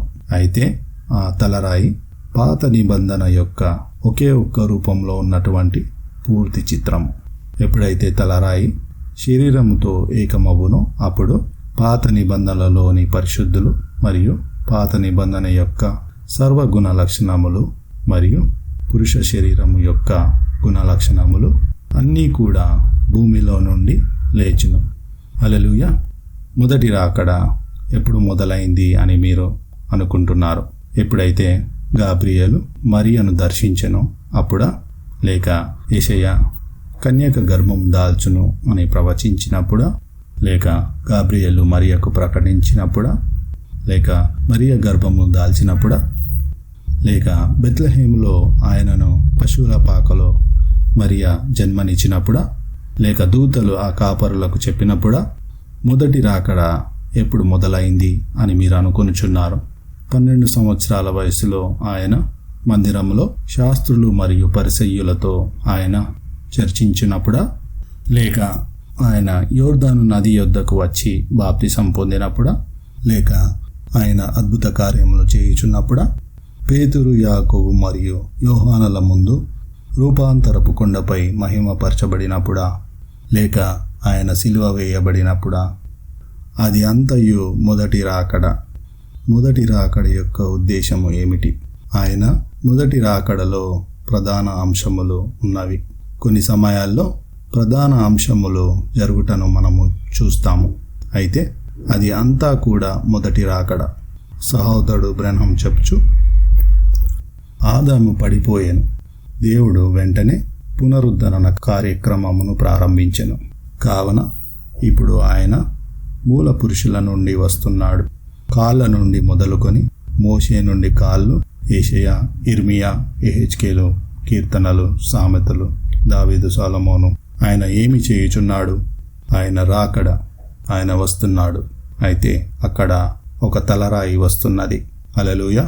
శరీరము అనగా పాదాలు మొదలుకొని మరియు కాళ్ళు, ఛాతి, చేతులు, మెడ వరకు. అయితే ఇక్కడ తలరాయి రాబోవుచున్నది. అయితే ఈ తలరాయి రావడం అనేది సమస్తము పూర్తిగా ఒక్క మనుషునిలో వస్తున్నాడు మరియు అది సమాప్తమైనది మరియు అది పిలువబడిన పనిని పూర్తి చేసినది. మరియు ప్రవక్తల ద్వారా పలుకబడిన ప్రవచనములు అన్నీ కూడా సమాప్తమైనవి. చెరను చెరగా పట్టుకొని ఆయన కల్వరికి వెళ్ళి వెల చెల్లించెను. ఆయన మొదటి రాకడ ఎక్కడ మొదలైందో చెప్పుట కఠినమే. అయితే అది ఖచ్చితముగా ఎక్కడ ముగిసినదో చెప్పగలము. మొదటి రాకడ ముగియు సమయములో గుమ్మములారా మీ తలలను పైకెత్తుకొనుడి, మహిమగల రాజు ప్రవేశించున్నట్లు పురాతనమైన తలుపులారా మిమ్మును లేవనెత్తుకొనుడి అని పలుకబడెను. హల్లెలూయా. మొదటి రాకడ ముగింపు ఏమిటి? పునరుద్ధానము మరియు ఎత్తబాటు. ఆమేన్. నిద్రించిన పరిశుద్ధులను తిరిగి నిత్యత్వములోనికి కొనిపోవుట, అదే మొదటి రాకడ యొక్క ముగింపు. ఒకవేళ మొదటిసారి ఆయన అలాగ వచ్చినట్లయితే రెండవసారి ఆయన ఎలా వచ్చినో ఇక్కడ మనం చూసినట్లయితే, మిమ్మును అనాథులుగా విడువను, మీ యొద్దకు వత్తును అని వాగ్దానము చేసెను. 50 దినములైన తర్వాత పెంతెకొస్తు దినాన అప్పుడు వేగంగా వీచు బలమైన గాలి వంటి ఒక ధ్వని ఆకాశము నుండి అకస్మాత్తుగా వారు కూర్చుండి ఉన్న ఇల్లంతయు నిండెను. అది ఏమిటి? అది ప్రభు తిరిగి వచ్చుట. ఆయన మిమ్మును అనాథులుగా విడువను, మీ యొద్దకు వత్తును అని చెప్పెను. తండ్రి యందు నేనును, నా యందు తండ్రియు ఉన్నామని నమ్ముడి అని చెప్పెను. ఇప్పుడు చూడండి, మేము మొదటి సంఘములో నివసించుటకు కిందికి వస్తున్నాము. ఆ సంఘము ఏమిటి? పెంతెకొస్తు విశ్వాసులు. ఆయన కిందికి వచ్చుట అనగా ఏమిటి? రెండవ రాకడ అప్పుడే ప్రారంభమయ్యాను. హల్లెలూయా. పాత నిబంధన మరియు క్రొత్త నిబంధన, భర్త మరియు భార్య కాలముల గుండా కట్టబడుచున్నది. అయితే ఖచ్చితముగా తలరాయి ఉండాలి. ఆయన భార్యకు తలరాయి ఉండాలి. రెండవ హవ్వకు తలరాయి ఉండాలి. తలరాయి కిందికి రావలసి ఉన్నది. మీరు పిరమిడ్ను చూసినప్పుడు ఆమెన్ 1963లో సన్సెట్ మౌంటైన్ పై మేఘం కిందికి దిగి వచ్చుట, అది ఏమిటి? శిరస్సు శరీరమునకు దిగి వచ్చుట, తలరాయి క్రిందికి దిగి వచ్చుట. అది ఏమిటనగా తలరాయి శరీరముతో ఏకము అవ్వడానికి క్రిందికి దిగి వచ్చుట. అప్పుడు బాప్తిసమిచ్చు యోహాను శరీరము మరియు శిరస్సు అను ఆ కాలిని పూరించుటకు ఇక్కడ భూమిపై ఉండెను. అయితే ఇప్పుడు ఏలియా మరలా రావలసి ఉన్నది. భూమిపై మరలా ఏలియా ఉండవలసి ఉన్నది. అతడు ఏమి చేయుచున్నాడు? అతడు దృశ్యమైన కలయిక జరుగుటను, శిరస్సు మరియు శరీరము ఏకమవుటను ఇక్కడ భూమిపై ఉండి ఏలియా జరుగుటను చూస్తున్నాడు. తలరాయి కిందికి వచ్చుచున్నది, అది నిజము. అది అంతయు రెండవ రాకడ. అయితే తలరాయి రావలసి ఉన్నది. ఆయన ఎలా వస్తున్నాడు? యేసుక్రీస్తు మరియు శ్రీమతి యేసుక్రీస్తు. ఆయన మొదటిసారి వస్తున్నాడు. ఎందుకు? ఆదామును పునరుద్ధరించుటకు, అనగా చివరి ఆదాము. మరియు ఆయన తన భార్యను పునరుద్ధరించుటకు మరలా తిరిగి వస్తున్నాడు, అనగా పడిపోయిన హవ్వను. ఒక పురుష వ్యక్తీకరణ మరియు ఒక స్త్రీ వ్యక్తీకరణ, అవి రెండు అదృశ్య ఐక్యతలో తిరిగి ఏకమవుట. మరియు మధ్యాకాశములో భౌతిక కలయికలో త్వరలో ఏకమవ్వబోచున్నారు. దేని కొరకు? రాజ్యమును తిరిగి పునరుద్ధరించుటకు. హల్లెలూయా. ఆమేన్. యూదా రాసిన పత్రికలో చూసినట్లయితే 1వ అధ్యాయము 3వ వచనము, ప్రియులారా, మనందరికీ కలిగేడు రక్షణను గూర్చి మీకు రాయవలనని విశేష ఆసక్తి గలవాడనై ప్రయత్నపడుచుండగా, పరిశుద్ధులకు ఒక్కసారే అప్పగింపబడిన బోధ నిమిత్తము మీరు పోరాడవలనని మిమ్మును వేడుకొనుచు మీకు రాయవలసి వచ్చెను. ఇక్కడ సహోదరుడు బ్రహ్మం చెప్పుచు 63వ సంవత్సరంలో చిన్న భిన్నములై విడిపోవుచున్న ప్రపంచము 147వ పారాగ్రాఫ్లో The world is falling apart. That's what's the matter with the Pentecostal church today. You don't want to listen to something that will do you good. It will make you sick at your theological gastronomicals. But it will do you good. It will work you out back to the Word of God and back to the faith that was once delivered to the saints, and take away from all this here Bible school, theological seminary, and giving ministers all kinds of degrees. God never did hand out a handful of sour apples like that. He wants men to have faith, believe what's already wrote. Amen. ఇక్కడ చూసినట్లయితే Pentecost వారితో ఈరోజు అదే సమస్య. నీకు మంచి చేయునది వినాలని నీవు కోరవు, అది నిన్ను కడుపులో అనారోగ్యం పాలవునట్లు చేయును, అయినా అది నీకు మంచి చేయును. పరిశుద్ధులకు ఒకసారి అప్పగింపబడిన విశ్వాసమునకు తిరిగి దేవుని వాక్యమునకు నిన్ను తీసుకుని వచ్చును. అన్ని రకాల బైబుల్ స్కూల్, మతశాస్త్ర సెమినరీలు, పరిచారకులకు అన్ని రకాలైన డిగ్రీలు ఇచ్చుట, వీటినన్నిటినీ తీసివేయండి. దేవుడు ఎన్నడూ అలాగూ చేదు యాపిల్ పళ్ళను చేతికి అందివ్వలేదు. మనుషులు విశ్వాసమును కలిగి ఉండి ఇదివరకే వ్రాయబడిన దానిని నమ్మాలని దేవుడు కోరుచున్నాడు. ఆమేన్. ఇక్కడ చూసినట్లయితే బాప్తిసమిచ్చు యోహాను వర్తమానమును ఇచ్చినప్పుడు అతడు ఏదో కొత్త గ్రంథము లేక కొత్త పుస్తకము వ్రాయుట లేదు. బాప్తిసమిచ్చు యోహాను దేవుని రాకడను గూర్చి పలుకబడిన దానిని సమస్తమును నీకు తెలియపరచుటకు వచ్చెను. ఇక్కడ ఉన్న సమస్తము రాకడను గూర్చి, అది ఐక్యమయ్యే సమయం, ఐక్యమయ్యే సూచనలను గూర్చి. ఎప్పుడైతే సహోదరుడు బ్రహ్నం కాలమును తెర ఆవలికి వెళ్ళినప్పుడు ప్రవక్త థియోఫనీ రూపంలో ఉన్న పరిశుద్ధులను చూసినప్పుడు మరియు వారు సహోదరుడు బ్రహ్నం వద్దకు వచ్చి పలకరించి మరియు మాట్లాడుట, ఇవన్నీ జరుగుచు అకస్మాత్తుగా యవ్వన పురుషులు వచ్చి ప్రవక్తను వారి అందరికంటే స్థాయిలో ఎత్తుగా ఉన్నటువంటి పీఠముపై ప్రవక్తను నిలువబెట్టిరి.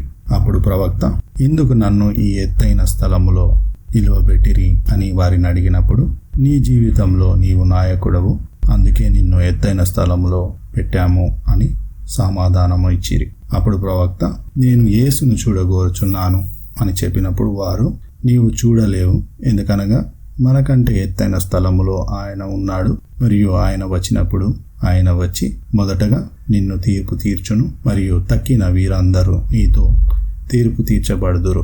ఇక్కడ ఎందరైతే ఉన్నారో వీరందరూ నీ ద్వారా వర్తమానమును నమ్మిన జనులు అని చెప్పిరి. సహోదరుడు బ్రహ్నం వెంటనే, అయితే పౌలు విషయం ఏమిటి అని అడిగాను. అప్పుడు వారు, పౌలు కూడా తన జనులతో తీర్పు తీర్చబడును అని చెప్పిరి. అప్పుడు ప్రవక్త, ఒకవేళ పౌలు సాధించినట్లయితే మనము కూడా సాధించగలము, ఎందుకనగా పౌలు దేనినైతే బోధించెను దానినే నేను బోధించి తిని అని చెప్పాను. అప్పుడు ఆ పరిమాణంలో ఉన్న వారందరూ, దానిపై మేము వేచి ఉన్నాము, మేము అందరము నీవు నీ స్వంత ఆలోచనలను లేక నీ స్వంత పుస్తకమును లేదా నీ యొక్క స్వంత గ్రంథమును తీసుకొని రాలేదు, నీవు పౌలు బోధించిన దానినే బోధించితివి అను వాస్తవముపై మేము వేచి ఉన్నాము అని చెప్పిరి. పౌలు ఏమి బోధించనో ఇప్పుడు మనం చూద్దాము. ఎఫెసీ 3వ అధ్యాయం 1-12 వచనముల వరకు మనం చూసినట్లయితే, ఈ హేతువు చేత అన్యజనులైన మీ నిమిత్తము క్రీస్తు యొక్క ఖైదీనైన పౌలను నేను ప్రార్థించుచున్నాను. మీ కొరకు నాకు అనుగ్రహింపబడిన దేవుని కృపా విషయమైన ఏర్పాటును గూర్చి మీరు విని ఉన్నారు. ఎటనగా క్రీస్తు మర్మము దేవదర్శనము వలన నాకు తెలియపరచబడినదను సంగతిని గూర్చి మునుపు సంక్షేపంగా వ్రాసి తిని, మీరు దానిని చదివిన ఎడల దానిని బట్టి ఆ క్రీస్తు మర్మమును గూర్చి నాకు కలిగిన జ్ఞానము గ్రహించుకొనగలరు. ఈ మర్మం ఇప్పుడు ఆత్మ మూలంగా దేవుని పరిశుద్ధులకు అపోస్తలులకును ప్రవక్తలకును బయలుపరచబడి ఉన్నట్టుగా పూర్వకాలముల యందు మనుషులకు తెలియపరచబడలేదు. ఈ మర్మం ఏదనగా అన్యజనులు సువార్త వలన క్రీస్తు యేసునందు యూదులతో పాటు సమాన వారసులను, ఒక శరీరమందలి సాటి అవయవములను వాగ్దానములో పాలివారులనై ఉన్నారనున్నదియే. దేవుడు కార్యకారియగు తన శక్తిని బట్టి నాకు అనుగ్రహించిన కృపావరము చొప్పున నేను ఆ సువార్తకు పరిచారకుడనైతిని. దేవుడు మన ప్రభువైన క్రీస్తు యేసునందు చేసిన నిత్య సంకల్పము చొప్పున పరలోకములో ప్రధానులకును అధికారులకును సంఘము ద్వారా తన యొక్క నానా విధమైన జ్ఞానము ఇప్పుడు తెలియబడవలెనని ఉద్దేశించి శోధింపశక్యము కాని క్రీస్తు ఐశ్వర్యమును అన్యజనులలో ప్రకటించుటకును సమస్తమును సృష్టించిన దేవుని యందు పూర్వకాలము నుండి మరుగయ్యున్న ఆ మర్మమును గూర్చి ఏర్పాటు ఎట్టిదో అందరికీ తేటపరచుటకును పరిశుద్ధులందరిలో అత్యల్పుడనైన నాకు ఈ కృప అనుగ్రహించెను. ఆయన యందలి విశ్వాసం చేత ధైర్యము నిర్భయమైన ప్రవేశమును ఆయనను బట్టి మనకు కలిగి ఉన్నవి. చదవబడిన లేఖనము దేవుడు దీవించునుగాక. సహోదరుడు బ్రహ్నం పౌలు బోధించినదే బోధించిన ఖచ్చితముగా, క్రీస్తు మర్మము పౌలు బోధించిన ఖచ్చితముగా, ప్రత్యక్షతతో పౌలు బోధించిన అంటే ఖచ్చితముగా. ఏ మర్మము? జగత్తు పునాది వేయబడక మునుపు దేవునిలో దాగి ఉన్న మర్మము. అది మనం లేఖనములో 1 కొరింథీ 2వ అధ్యాయము 6-7 వచనంలో మనం చూసినట్లయితే, పరిపూర్ణులైన వారి మధ్య జ్ఞానమును బోధించుచున్నాము. అది ఈ లోక జ్ఞానము కాదు, నిరర్ధకులైపోవుచున్న ఈ లోకాధికారుల జ్ఞానమును కాదు గాని దేవుని జ్ఞానము మర్మమైనట్టుగా బోధించుచున్నాము. ఈ జ్ఞానము మరుగైయుండెను. జగతుత్పత్తికి ముందుగానే దీనిని దేవుడు మన మహిమ నిమిత్తము నియమించెను. ఆమేన్. ఇక్కడ పౌలు చరిత్రను బోధించుచుండెను. రోమియోలకు 16వ అధ్యాయము 25వ వచనం. ఇది చాలా ప్రాముఖ్యమైనది. సమస్తమైన అన్యజనులు విశ్వాసమునకు విధేయులగునట్లు అనాది నుండి రహస్యముగా ఉంచబడి ఇప్పుడు ప్రత్యక్షపరచబడిన మర్మము నిత్య దేవుని ఆజ్ఞ ప్రకారము ప్రవక్తల లేఖనముల ద్వారా వారికి తెలుపబడి ఉన్నది. ఈ మర్మమును అనుసరించి ఉన్న నా సువార్త ప్రకారముగాను. హల్లెలూయా. ఇక్కడే మర్మం, అక్కడే రహస్యం. అయితే దానిని బోధించినప్పుడు పౌలు చెప్పెను, ఇప్పుడు ఇది ప్రత్యక్షపరచబడినది. దేవుని నానా విధమైన జ్ఞానము సంఘము ఎరుగుట కొరకు ఇదే మర్మం యొక్క సహవాసము. ఇదే క్రీస్తు యొక్క మర్మము. ఇదే దేవుని మర్మము. జగత్తు పునాది వేయబడక మునుపు నుండి ఈ మర్మమునే ఆయన తనలో తాను దాచుకొని ఉన్నది. పౌలు మర్మమును బోధించుచున్నాడు. అయితే ఇప్పుడది ప్రత్యక్షపరచబడి ఉన్నది. అనాది నుండి రహస్యముగా ఉంచబడి ఇప్పుడు ప్రత్యక్షపరచబడిన మర్మము నిత్య దేవుని ఆజ్ఞ ప్రకారము ప్రవక్తల లేఖనముల ద్వారా వారికి తెలుపబడి ఉన్నది. ఇక్కడ చూసినట్లయితే పౌలు మర్మమును బోధించుచుండెను. మరొక లేఖనంలో కొలస్సీ 1వ అధ్యాయము 25వ వచనం నుంచి 27వ వచనం వరకు చూసినట్లయితే, దేవుని వాక్యమును అనగా యుగములలోను తరములలోను మరుగు చేయబడి ఉన్న మర్మమును సంపూర్ణముగా ప్రకటించుటకు మీ నిమిత్తము నాకు అప్పగింపబడిన దేవుని ఏర్పాటు ప్రకారము నేను ఆ సంఘమునకు పరిచారకుడనైతిని. అన్యజనులలో ఈ మర్మం యొక్క మహిమైశ్వర్యము ఎట్టిదో అది అనగా మీ అందున్న క్రీస్తు మహిమ నిరీక్షణ అయ్యున్నాడను సంగతిని దేవుడు తన పరిశుద్ధులకు తెలియపరచగోరి ఇప్పుడు ఆ మర్మమును వారికి బయలుపరచెను. ఇది మనకు బాగుగా తెలిసిన లేఖనము. ఈ లేఖనమునే తీసుకొని సహోదరుడు బ్రన్హాం దేవుని మర్మమై ఉన్న క్రీస్తు బయలుపరచబడెను అను వర్తమానములో బోధించెను. ఇప్పుడు గుర్తించుకొనండి, సహోదరుడు బ్రన్హాం 7 ముద్రలను వాక్యమునకు వెలుపల బోధించలేదు. ఇదివరకే వ్రాయబడిన దానిపై మనము విశ్వాసము కలిగి ఉండవలెనని దేవుడు కోరుచున్నాడు. అందుకే ఆయన పౌలు బోధించిన దాని యొద్దకే మనలను తిరిగి తీసుకొని వచ్చెను. అందుకే మనము తండ్రుల యొక్క మూల విశ్వాసమునొద్దకు తిరిగి వచ్చితిమి. ఎందుకనగా నిజమైన విశ్వాసములో ఎప్పుడైతే వారు పెంతెకోస్తు నుండి బయటకు వచ్చినప్పుడు ఆమెన్ అక్కడ ఒక ఆల్ఫా పరిచర్య ఉండెను. ఆమెన్. మరియు అపోస్తలుడైన పౌలు ప్రవక్త వలె అతడు వచ్చెను.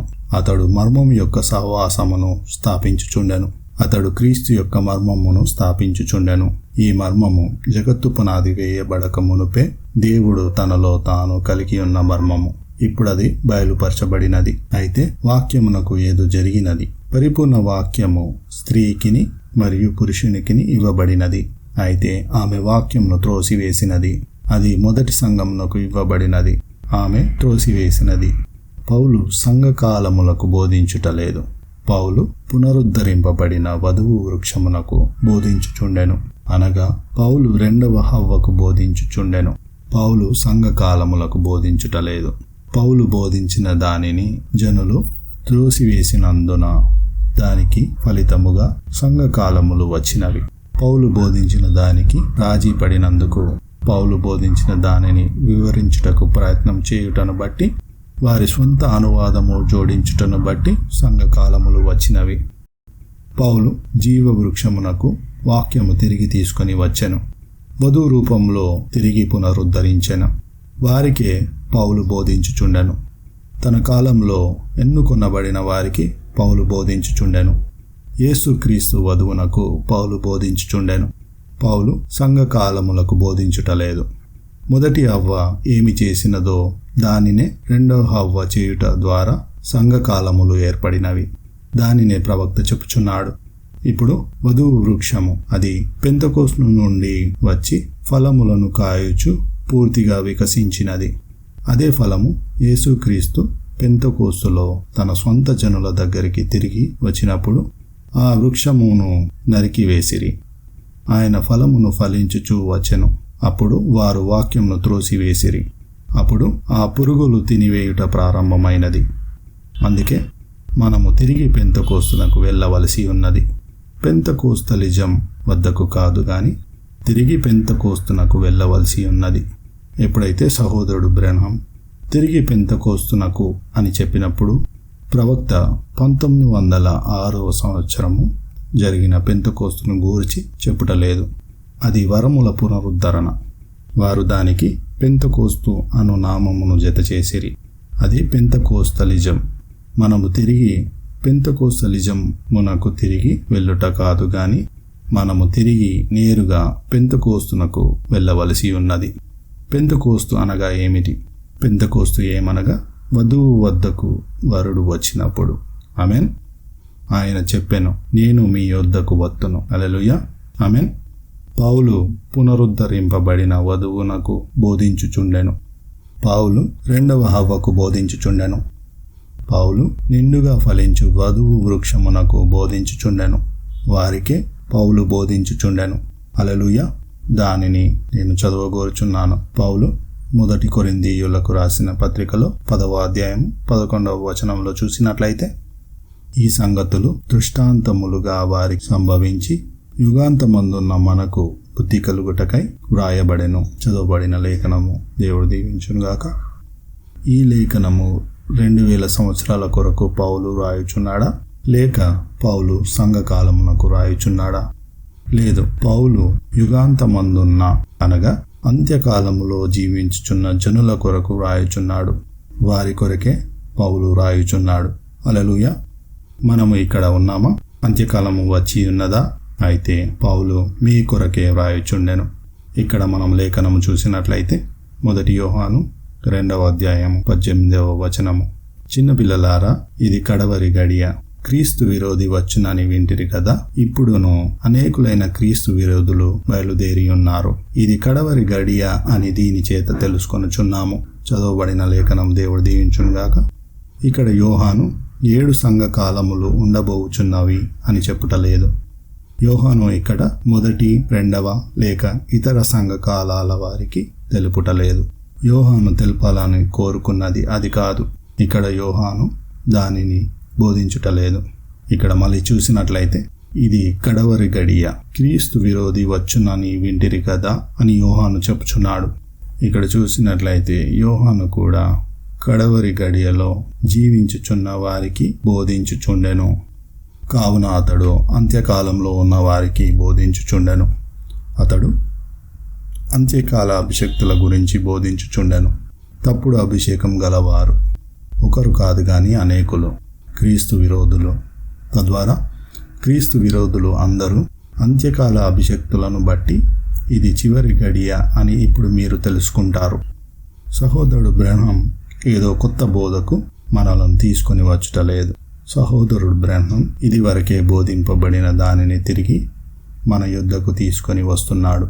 ఎప్పుడైతే అంత్యకాల అభిషక్తులు అనే వర్తమానము బోధింపబడెను, యోహాను ఇదివరకే అంత్యకాల అభిషక్తులు అనే వర్తమానమును బోధించెను.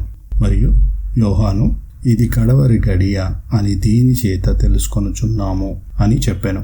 సహోదరుడు బ్రహ్నం అంత్యకాల అభిషక్తులు అనే వర్తమానమును బోధించెను. అది చివరి గడియ యొక్క సూచన అని చెప్పెను. హల్లెలూయా. గుర్తుంచుకోనండి, సహోదరుడు బ్రహ్నం చెప్పుచు పాత నిబంధన మరియు క్రొత్త నిబంధన, భర్త మరియు భార్య. క్రొత్త నిబంధన వ్రాయబడినప్పుడు అది 7 సంఘ కాలాల కొరకు వ్రాయబడలేదు. అది పూర్తిగా వికసించిన వధువు వృక్షము కొరకు వ్రాయబడినది. పునరుద్ధరించబడిన హవ్వ కొరకు వ్రాయబడినది. మహోన్నత కళాఖండము 2వ భాగమునకు వ్రాయబడి ఉన్నది. అది వారి కొరకే వ్రాయబడినది. అంత్యకాలములో ఈ భూమిపై ఉన్న వారి కొరకు వ్రాయబడి ఉన్నది. యుగాంతమందున్న మన కొరకు వ్రాయబడెను. వారి కొరకే బైబిల్ వ్రాయబడినది. మనుష్యుని తప్పిదము వలన సంఘకాలములు వచ్చినవి. ఎప్పుడైతే సంఘము వాక్యమును త్రోసివేసినదో దాని వలన సంఘకాలములు వచ్చినవి. సహోదరుడు బ్రహ్నం చెప్పెను, వాక్యముతో రాజీ పడుట ద్వారా చీడ పురుగులు వచ్చి మరియు విచ్ఛిన్నము చేసి కాండము వరకు తినివేసినది. ఇప్పుడు ఆయన పునరుద్ధరించుట ప్రారంభించెను. లూథర్ గుండా, వెస్లీ గుండా ఆయన తిరిగి తీసుకొని వచ్చుటకు ప్రయత్నం చేయుచున్నాడు. మొదటి పెంతెకొస్తునకు అనగా మొదటి కాలమునకు తిరిగి తీసుకొని వచ్చుటకు ఆయన ప్రయత్నం చేయుచున్నాడు. దాని కొరకే యోహాను బోధించుచుండెను, పేతురు బోధించుచుండెను, పౌలు బోధించుచుండెను. ఆయన ఆ స్థలమునకు అనగా పెంతెకొస్తునకు తీసుకొని వచ్చుటకు ప్రయత్నం చేయుచుండెను. ఆమేన్. సహోదరుడు బ్రహ్నం చెప్పెను, ఒకవేళ హవ్వ కేవలము వాక్యములోనికి నడిచినట్లయితే ఆమె క్రీస్తును ఉత్పత్తి చేసి ఉండేది. అయితే ఆమె వాక్యమును తిరస్కరించినది. ఒకవేళ ఈ మొదటి సంఘము కేవలం వాక్యంలోనికి నడిచినట్లయితే అన్ని కాలాల గుండా ప్రతి ఒక్కరూ క్రీస్తును ఉత్పత్తి చేసేవారు లేక క్రీస్తును వ్యక్తపరిచి ఉండేవారు. అయితే ఆమె వాక్యమును తిరస్కరించినది మరియు సంఘకాలములు ప్రారంభమవుటకు ఆమె కారణమయ్యాను. హల్లెలూయా. సంఘకాలములు అనగా ఏమిటి? అనగా వ్యభిచారమునకు ఫలితము. వ్యభిచారము మూలముగా సంఘకాలములు ఏర్పడినవి. హవ్వ మరల వేరొక విత్తనము స్వీకరించినది మరియు రాజీ పడినది.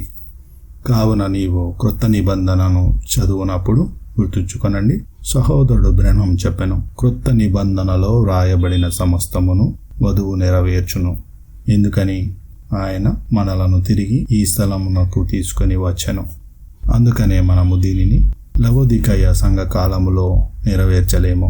మనము లవోదికయ సంఘకాలంలో నుండి బయటకు వచ్చి మూలమైన దాని యొద్దకు రావలసి ఉన్నది. అది ఏమై ఉండెను?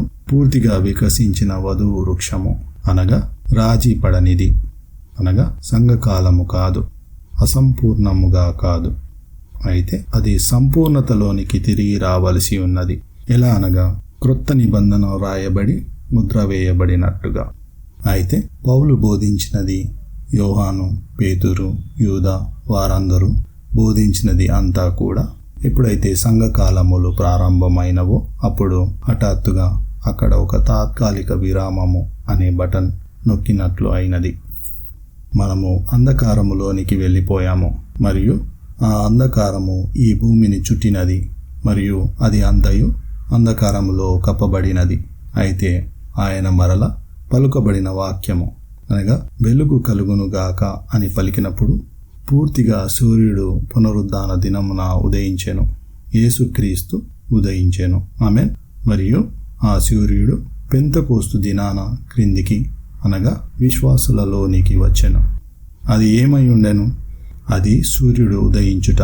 అయితే సూర్యుడు ఉదయించి పైకి వచ్చినప్పుడు మనుషులు గందరగోళము అను మేఘముతో ఆ సూర్యుని కప్పెను. మరియు అప్పుడు సూర్యుడు అనగా క్రీస్తు అనగా వాక్యం ఆ మేఘముల వెనకాల దాగుండిపోయాను. అది పగలు కాదు లేక చీకటి కాదు. ఆమేన్. అది దుర్భరమైన రోజు అనగా చీకటిలో వెలసిపోయిన దినము. ఎందుకనగా మనుషుల యొక్క మేఘములు కమ్మిన సిద్ధాంతములు ఆ వెలుగును అడ్డుకొనినది. అయితే ప్రవక్త చెప్పెను, సాయంకాలమున వెలుగు కలుగును. ఎప్పుడైతే సంఘకాలములలో నుండి లవోదికయ నుండి ఆ సూర్యుడు తిరిగి బయటకు వచ్చునో అనగా సాయంకాలమున సూర్యుడు ఆ మేఘముల నుండి క్రిందకి దిగినప్పుడు సాయంకాలమున వెలుగు కలుగును. ఆ దినాన సంఘమునకు ఇవ్వబడిన అదే వాక్యము ఈ దినాన పునరుద్ధరింపబడినది కూడా అదే వాక్యము. హల్లెలూయా. పెంతెకొస్తులో ఉదయించిన అదే సూర్యుడు ఇప్పుడు ప్రకాశించుచున్నాడు. హల్లెలూయా. సంఘకాలములో తాత్కాలిక విరామము అనే బటన్ నొక్కినది. అయితే ఎప్పుడైతే బలిష్ఠుడైన దూత క్రిందికి దిగి వచ్చినప్పుడు మరలా ప్రారంభము అనే బటన్ నొక్కినట్లు అయినది. క్రొత్త నిబంధనలో రాయబడిన సమస్తము నెరవేర్చుటకు అది నీకు ఇవ్వబడినది. వారు దయ్యములను వెళ్ళగొట్టిన ఎడల నీవును దయ్యములను వెళ్ళగొట్టుతావు. వారు రోగులను స్వస్థపరిచిన ఎడల నీవును రోగులను స్వస్థపరచెదవు. వారు గ్రుడ్డి వారి కన్నులు తెరిచిన ఎడల నీవును గ్రుడ్డి వారి కన్నులు తెరచెదవు.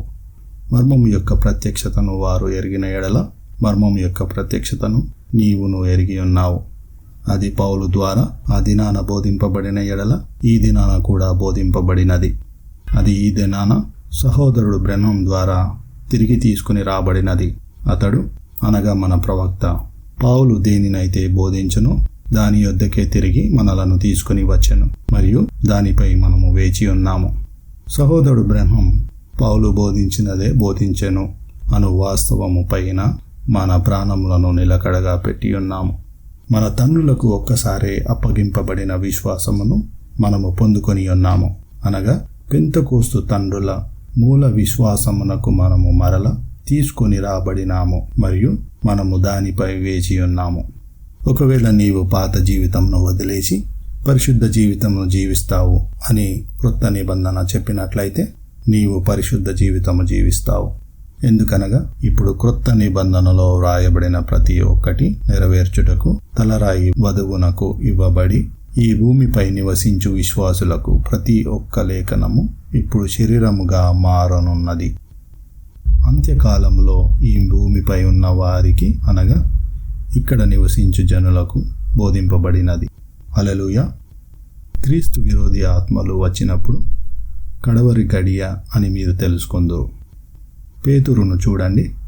పేతురు చెప్పెను, అయితే అన్నిటి అంతము సమీపమై ఉన్నది. 1 పేతురు 4:7 మీరు ఈ లేఖనము కనుగొనగలరు. అనగా పేతురు 7 సంఘకాలములు ఉండబోవునని చెప్పుచున్నాడా? లేదు. పేతురు పునరుద్ధరింపబడిన ప్రవక్తకు బోధించుచున్నాడు. హల్లెలూయా. మీరు మీ క్రొత్త నిబంధనను చదువుచున్నప్పుడు నీవు సంఘకాలములను మర్చిపోవలసి ఉన్నది.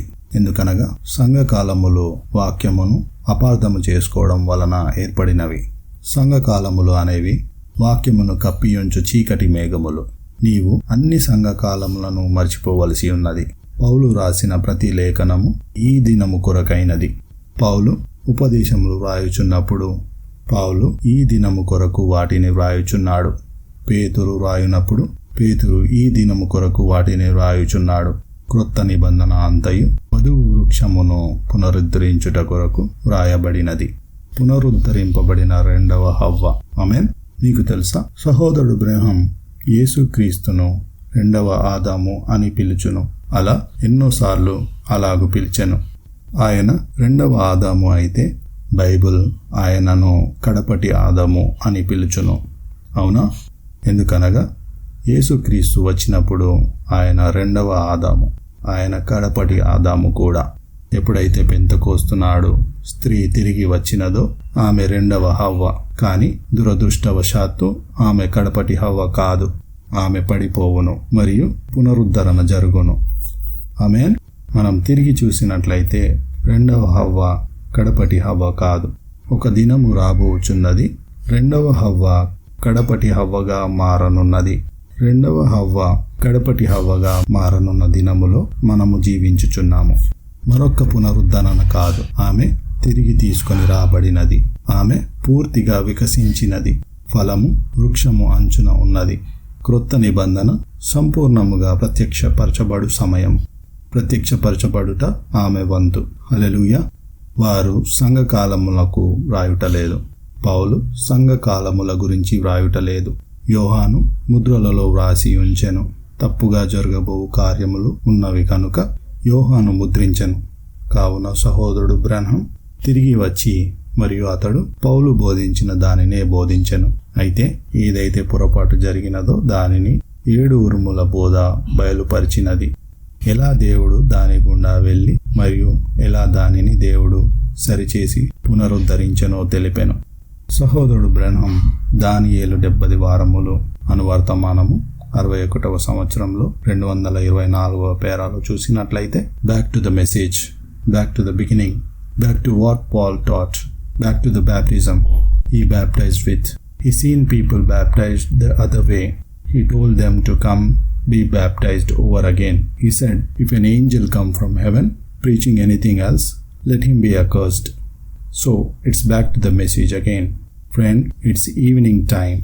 ఇక్కడ మనం చూసినట్లయితే తిరిగి వర్తమానమునకు, తిరిగి ఆదికి పౌలు దేనినైతే బోధించెను, తిరిగి అతడు ఇచ్చిన బాప్తిసమునకు వేరొక విధముగా బాప్తిసము పొందుట అతడు చూచెను.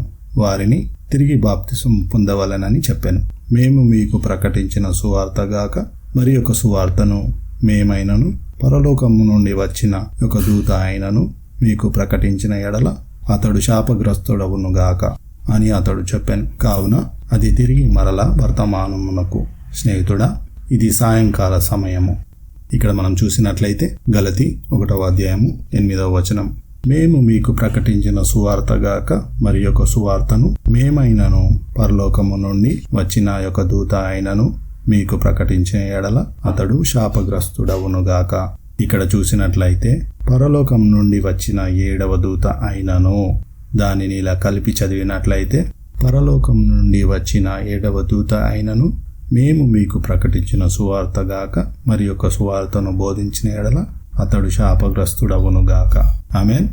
సహోదరుడు బ్రహ్మం చెప్పుచు ది లవోదిషియన్ చర్చ్, లవోదికయ సంఘకాలము, ఇందులో చూసినట్లయితే నౌ ద మెసెంజర్ ఆఫ్ మలాకి 4 and Revelation 10:7 is going to do 2 things. 1, according to Malachi 4, he will turn the hearts of the children to the fathers. 2, he will reveal the mysteries of the 7 thunders in Revelation 10, which are the revelations contained in the 7 seals. It will be these divinely revealed mystery truths that literally turn the hearts of the children to the Pentecostal fathers. Amen. మనం ఇక్కడ చూసినట్లయితే ఇప్పుడు మలాకి 4 మరియు ప్రకటన 10:7 వర్తమానికుడు 2 విషయాలను చేయబోచున్నాడు. 1, మలాకి 4 ప్రకారం అతడు పిల్లల హృదయములను తండ్రుల తట్టు త్రిప్పును. 2, అతడు ప్రకటన 10లోని 7 ఉరుముల మర్మాలను బయలుపరచును. అవి 7 ముద్రలలో ఉన్న ప్రత్యక్షతలు. అవి ఇంతగా దైవికముగా బయలుపరచబడును. మర్మ సత్యాలు. అది అక్షరాల పిల్లల హృదయములను పెంతెకోస్తు తండ్రుల తట్టు తిప్పును. ఇక్కడ చూసినట్లయితే ఎందుకని ప్రవక్త వివరించుచున్నాడు? సంఘకాలములలో ఏమి తప్పు జరిగినది? ప్రవక్త గుర్రపు స్వారీ చేయు 4 గూర్చి వివరించుచున్నాడు. అభిషేకములను గూర్చి వివరించుచున్నాడు. క్రీస్తు కాలం నుండి యూదులకు ఏమి జరుగుచున్నదో అను దాని గురించి వివరించుచున్నాడు. జరుగుచున్న ప్రతి ఒక్క దానిని గూర్చి ప్రవక్త వివరించుచున్నాడు. మరియు ఇప్పుడు చెప్పుచున్నాడు, తిరిగి పెంతెకోస్తునకు తిరుగు సమయము, మనుష్యుడు ఎక్కడ పడిపోవునో వివరించుచున్నాడు. సంఘకాలముల గురించి వివరించుచున్నాడు. తప్పుగా జరిగిన ప్రతి ఒక్క దాని గురించి వివరించుచున్నాడు. మరియు దాని గుండా దేవుడు ఎలా విమోచించుచున్నాడో వివరించుచున్నాడు. అయితే ఇప్పుడు పౌలు బోధించిన దాని వైపు తిరిగి వెళ్ళవలసిన సమయము వచ్చి ఉన్నది. క్రొత్త నిబంధన విశ్వాసమునకు తిరిగి వెళ్ళవలసిన సమయము వచ్చి ఉన్నది. హల్లెలూయా.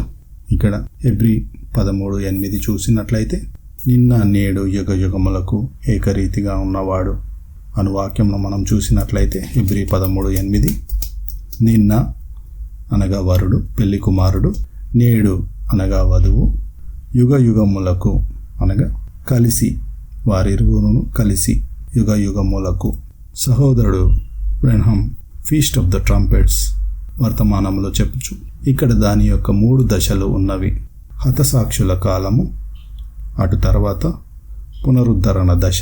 కావున మనకు తెలుసు హతసాక్షుల కాలము మొదటి సంఘకాలములో వారి యొక్క స్వంత జీవితాలు వారిని వారు అర్పించుకున్నారు, వారు హతసాక్షులు అయ్యారు. అటు తర్వాత సంస్కరణల కాలము మరియు ఇది లవోదికయ సంఘ కాలము వరకు ఈ కాలము వచ్చి ఉన్నది. ఎందుకనగా పెంతెకోస్తు కాలంలో సంస్కరణలు మరియు వరముల పునరుద్ధరణ జరిగినది. మరియు ఇప్పుడు బయటకు పిలువబడు కాలము, అది ఇక ఎంత మాత్రము సంస్కరణల కాలము కాదు. ఇప్పుడు అది 3వ దశలో ఉన్నది. అది బయటకు పిలువబడు కాలము. ప్రకటన 10 ప్రకారం బైబిల్ యొక్క మర్మాలు వధువునకు తెలుపబడును. అది నిజమేనా? ప్రకటన 10. ఇప్పుడు జాగ్రత్తగా వినండి. వాక్యము ద్వారా వధువు బయటకు పిలువబడుట. క్రీస్తే స్వయముగా వధువును పిలుచుచున్నాడు. వధువును బయటకు పిలుచున్నది ఎవరు? సహోదరుడు బ్రహ్మమా? కాదు. అది క్రీస్తే స్వయముగా వధువును పిలుచుచున్నాడు. క్రీస్తు బలిష్ఠుడైన దూత వలె క్రిందకు వచ్చి పునరుద్ధరింపబడిన సంపూర్ణ వాక్యముగా ఆయన సంపూర్ణ ఆత్మతో క్రిందకు వచ్చి మరియు ఇప్పుడు ఆయన ఏమి చేయుచున్నాడు? ఆయన పిలుచుచున్నాడు. ఇప్పుడిక ఎంత మాత్రము సంస్కరణల కాలము కాదు, మనము సంఘ కాలములు దాటి ఉన్నాము. ఇప్పుడు ఇది బయటకు పిలువబడు దశ, పునరుద్ధరణ యొక్క 3వ దశ అనగా బయటకు పిలువబడు సమయము. ఎవరు పిలుచుచున్నారు? వాక్యము ద్వారా పిలువబడుట. క్రీస్తు స్వయముగా వధువును పిలుచుచున్నాడు. ఇక్కడ మనం లేఖనంలో చూసినట్లయితే 1 దెసలోనికీయులకు రాసిన పత్రిక 4వ అధ్యాయం 16వ వచనము, ఆర్భాటముతోనూ ప్రధాన దూత శబ్దముతోనూ దేవుని బూరతోనూ పరలోకము నుండి ప్రభువు దిగివచ్చును. చదవబడిన లేఖనం దేవుడు దీవించునుగాక. మనందరికీ ఈ లేఖనము బాగా తెలుసు. దానిని మనం చూసినట్లయితే ప్రభువు తానే స్వయముగా ఆర్భాటముతో పరలోకము నుండి క్రిందికి దిగివచ్చును. ఎవరు? ప్రభువు తానే స్వయముగా ఆర్భాటముతో పరలోకము నుండి దిగివచ్చును. సహోదరుడు బ్రహ్మం ఎత్తబాటు ర్యాప్చర్ అనే వర్తమానంలో చెప్పుచు, ఒక ఆర్భాటం అనగా జనులను సమకూర్చుటకు ఒక వర్తమానము. మీరు ఆర్భాటమును విన్నారా? అయితే ప్రభువు తానే స్వయముగా దిగి వచ్చుచున్నాడు. అది తానే స్వయముగా, వేరొకరు కాదు, తానే స్వయముగా ఆర్భాటముతో దిగి వచ్చుచున్నాడు. హల్లెలూయా. రెండవ రాకడ అనగా ఏమిటి? ఎత్తబాటు అనగా ఏమిటి? సహోదరుడు బ్రహ్మం ఎత్తబాటు అను వర్తమానము బోధించుచు మరియు ఎత్తబడుటకు గల 3 దశలను ప్రవక్త మనకు చూపించుచున్నాడు. ఆయన మొదటిసారిగా ఆయన తన యొక్క వధువును విమోచించుటకు వచ్చును. ఆయన రెండవసారి ఆయన తన యొక్క వధువును ఎత్తబాటుకు తీసుకొని వచ్చును. ఆయన ఎత్తబాటును ఎలా ప్రారంభిస్తాడు అనగా ఆయన ఆర్భాటముతో అనగా వర్తమానంతో క్రిందకు దిగి వచ్చి తన యొక్క జనులను సమకూర్చుకొనును. అనగా అది ఏమిటి? ప్రభువు తానే స్వయముగా ఎత్తబాటులో దిగి వచ్చుచున్నాడు. ఆమేన్. మధ్యాకాశములో కొనిపోబడుట అనేది ఎత్తబాటులో ప్రారంభము కాదు. వధువును మధ్యాకాశంలోనికి కొనిపోబడుట అనేది ఎత్తబాటు యొక్క ముగింపు అయి ఉన్నది. ఎత్తబాటు అనేది ఇదివరకే ప్రారంభమైనది. ఆమేన్. సహోదరుడు Brahmam the rising of the sun అనే వర్తమానంలో చెప్పుచు, మీరు ఇదివరకే సామర్థ్యమును కలిగిన వారై ఎత్తబడి ఉన్నారు. ఆమేన్. చీకటి లేదా అంధకార మత శాఖల నుండి మీరు ఎత్తబడి ఉన్నారు మరియు కొత్త జీవము పొందుకొని పునరుద్ధానము చెంది ఉన్నారు. పాత నువ్వుగా ఉన్న నీవు చచ్చిన వాడవై మరియు పాపము అతిక్రమంలో పడి ఉన్న నీవు నూతనపరచబడి ఉన్నావు మరియు ఆయన నిన్ను జీవింపజేసెను. ఆమేన్. ఎఫెసీ 2వ అధ్యాయం 7వ వచనం మనం చూసినట్లయితే, క్రీస్తు యేసునందు మనలను ఆయనతో కూడా లేపి పరలోకమందు ఆయనతో కూడా కూర్చుండబెట్టెను. చదువుబడిన లేఖనం దేవుడు దీవించును గాక. ఎవరితో? క్రీస్తుతో. ఎక్కడ కూర్చుండబెట్టెను? పరలోకమందు. ఆమేన్. నా స్నేహితులారా, అట్లనగా ఎత్తబాటు ఇదివరకే మీలో మొదలయ్యున్నది.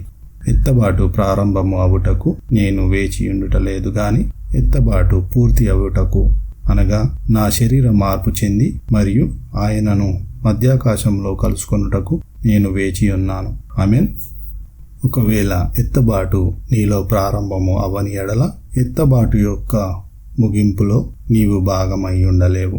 నీవు ఎప్పటికైనా పట్టబడి ఉండవలసి ఉన్నట్లయితే నీవు పట్టబడి ఉండవలసి ఉన్నది. ఆమేన్. ఎత్తబాటులో శరీర మార్పు ద్వారా కనురెప్పపాటులో మధ్యాకాశంలో కలుసుకొనుటకు ఎవరు పట్టబడబోచున్నారో, ఎవరైతే ఆయనతో ఇదివరకే పైకి ఎత్తబడి ఉన్నారో వారు పరలోకమందు ఆయనతో కూడా కూర్చుండబెట్టెను. ఒకవేళ నీవు ఇదివరకే పైకి ఎత్తబడకపోయిన ఎడల నీవు పైకి ఎత్తబడలేవు. అయితే నీవు పైకి ఎత్తబడి ఉన్నావు అని నీవు నిశ్చయతను కలిగి ఉండాలని నీవు కోరినట్లయితే నీవు ఎత్తబడి ఉన్నావు అని నిశ్చయతను నీవు కలిగి ఉండవలసి ఉన్నది. నీవు ఎత్తబాటులో ఉండాలని నీవు కోరిన ఎడల నీవు ఎత్తబాటు ప్రక్రియలో నీవు ఉండవలసి ఉన్నది. ఆర్భాటము వర్తమానము అనగా ఈ యొక్క ఆర్భాటము, ఈ యొక్క వర్తమానము నిన్ను ఉన్నత స్థలమునకు పిలువనివ్వు. ఆర్భాటము నిన్ను మృతమైన సంఘ సంస్థలలో నుండి పిలువనివ్వు. ఆర్భాటము నిన్ను సంఘకాలాల నుండి బయటకు పిలిచి వధువు కాలానికి అనగా ఎత్తబాటు ప్రక్రియ నీలో ప్రారంభము కానిమ్ము. ఆర్భాటము అనగా స్వరము అనగా వర్తమానము, బూర. ఏమి జరుగుచున్నది? అది ఇప్పుడే జరుగుచున్నది. ఎత్తబాటు రావాలని మనము వేచి ఉండటం లేదు కానీ కొనిపోబడుటకు మనం వేచి ఉన్నాము. ఆయన యొక్క రెండవ రాకడ అనగా ఏమిటి? ఆయన ఎత్తబాటులో తన యొక్క వధువును కొనిపోవుటకు ఆయన వస్తున్నాడు. ఆయన నిన్ను కొనిపోవుటను ప్రారంభించి ఉన్నాడా? ఆయన నిన్ను మృతమైన సంఘ సంస్థలలో నుండి లేపి ఉన్నాడా? నీ పాత జీవితం నుండి ఆయన నిన్ను లేపి ఉన్నాడా? ఆయన నిన్ను క్రీస్తు యేసులో పరలోక స్థలంలో లేపి ఉన్నాడా? నీవు ఎత్తబడి ఉన్నావా? ఇప్పుడు ప్రతి దినము నీవు ఉన్నత స్థలమునకు ఎక్కుచున్నావా? ప్రతి ఒక్క కూడిక, ప్రతి ఒక్క వర్తమానము నిన్ను పైకి అనగా మరింత పైకి ఎంతవరకు అనగా నీ శరీరము ఎంత మాత్రము నిన్ను వెనక్కు లాగకుండా పైకి ఎత్తబాటులో పెట్టుచున్నదా? హల్లెలూయా. క్యాన్సర్ బారిన పడినప్పుడు నీ శరీరమును మార్చునది గాయపడిన ఎముకలను మరియు విరిగిన కాళ్ళు మరియు రోగాల నుండి నీవు ప్రార్థించినప్పుడు శక్తితో దేవుడు దిగి వచ్చి జీవింపజేయ శక్తితో మరి నీ శరీరం యొక్క పరమాణు నిర్మాణమును మార్చి రోగ కణములను నాశనం చేసి నీ శరీరంలో జీవమును తిరిగి ఉత్పత్తి చేయును. అది ఏమిటి? అది జీవింపజేయు శక్తి. అది ఏమిటి? అది ఎత్తబాటు శక్తి. ఒకవేళ అది రోగ కణములను నీ శరీరంలో లయం చేసినట్లయితే, నీ శరీరంలో జరుగు మార్పులను అది చేయగలిగినట్లయితే, అది నీ పూర్తి శరీరమును మార్చగలదా? నీవు ఎప్పుడు స్వస్థత నొందావు? నీ శరీర స్వస్థతను కనపరిచిన రోజా? లేదు. ఆయన పొందిన గాయముల చేత మనము స్వస్థత నొందితిమి. ఆయన వీపులో గాయములను భరించుట చేత నేను స్వస్థత నొందితిని. మన స్వస్థత కొరకు ఆయన వెల చెల్లించి ఉండెను. ఆయనను పాత నిబంధనలో స్వస్థత ఉండెను.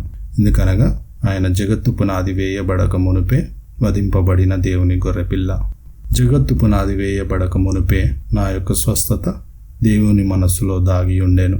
తరువాత ఆయన శరీర రూపంలో కిందికి దిగి వచ్చి వెల చెల్లించెను. మరియు ఇప్పుడు ఆయన ఇదివరకే వెల చెల్లించిన దానిని బట్టి విశ్వాసం ద్వారా స్వస్థత నా శరీరంలో ప్రత్యక్షపరచబడుచున్నది. నా స్నేహితులారా, ఎత్తబాటు కూడా అదే విధముగా దైవిక స్వస్థత వలె ఉండబోచున్నది. అదే నీ శరీరంను మార్చున్నది. సహోదరుడు Brahmam the rising of the sun అనే వర్తమానంలో నీవు ఇదివరకే ఎత్తబడుటకు ప్రారంభమైనావు. ప్రవక్త చెప్పెను, రోగులైన మీరు, పాపులైన మీరు, వ్యసనాలకు బానిసలైన మీరు, వ్యభిచారము మరియు మోహము కలిగిన వారైన మీరు మత్తు మందు త్రాగుచు మరియు సిగరెట్లు త్రాగుచు ఉన్న వారైన మిమ్ములను దేవుడు మర్త్యమైన మీ శరీరములను ఆయన వాక్యముతో మార్చెను. శరీరాశలు నెరవేర్చుకొను వానిగా ఉన్న నిన్ను ఆయన పరిశుద్ధినిగా మార్చెను. సిగరెట్లకు బానిసవైన నిన్ను మార్చెను మరియు ఆ వ్యసనము నుండి నిన్ను తప్పించెను.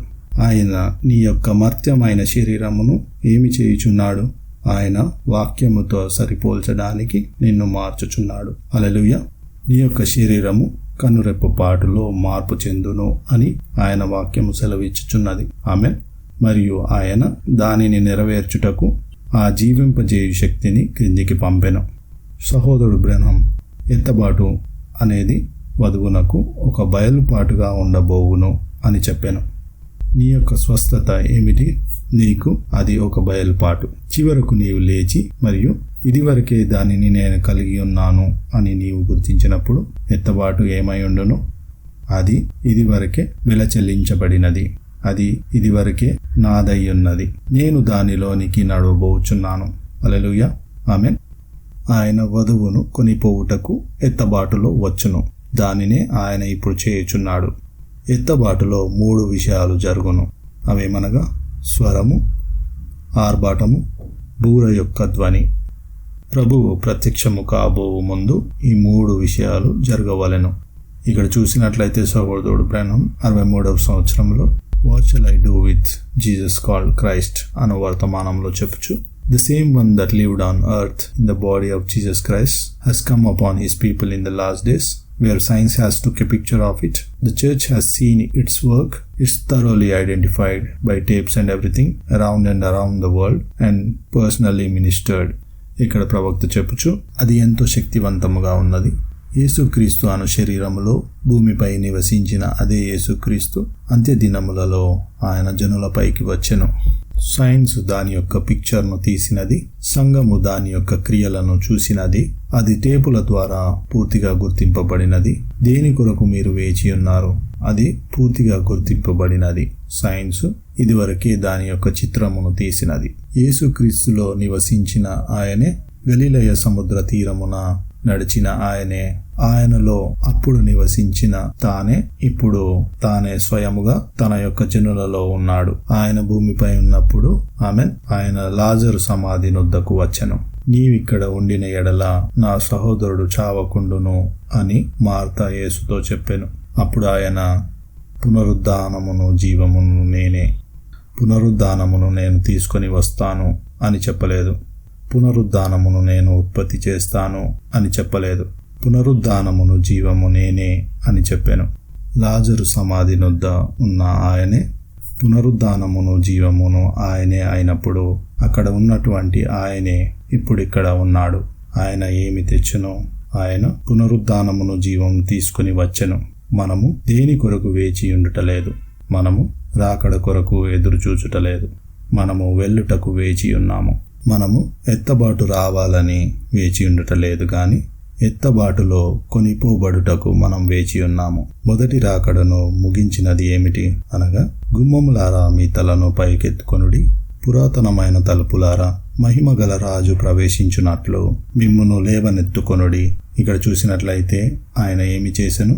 చెరను చెరగా పట్టుకొని పోయి మరియు వారిని గృహమునకు తెచ్చుచున్నాడు. రెండవ రాకడ యొక్క ముగింపు ఏమిటి? నిద్రించు పరిశుద్ధుల పునరుద్ధానము మరియు శరీరము మార్పు నొంది మధ్యాకాశములో కలుసుకొనుట. ఆయన యొక్క రెండవ రాకడ కొరకు మనం వేచి ఉండటలేదు, వెళ్ళుటకు మనం వేచి ఉన్నాము. హల్లెలూయా, ఆమేన్. మన భౌతిక దేహముతో మధ్యాకాశములో ఆయన యొక్క భౌతిక దేహముతో మనము కలుసుకొనినప్పుడు ఏమి జరుగును? ఇప్పుడు ఏమి జరుగుచున్నదో చూసినట్లయితే అదృశ్య ఐక్యత, వివాహము, క్రీస్తుతో అదృశ్య ఐక్యత.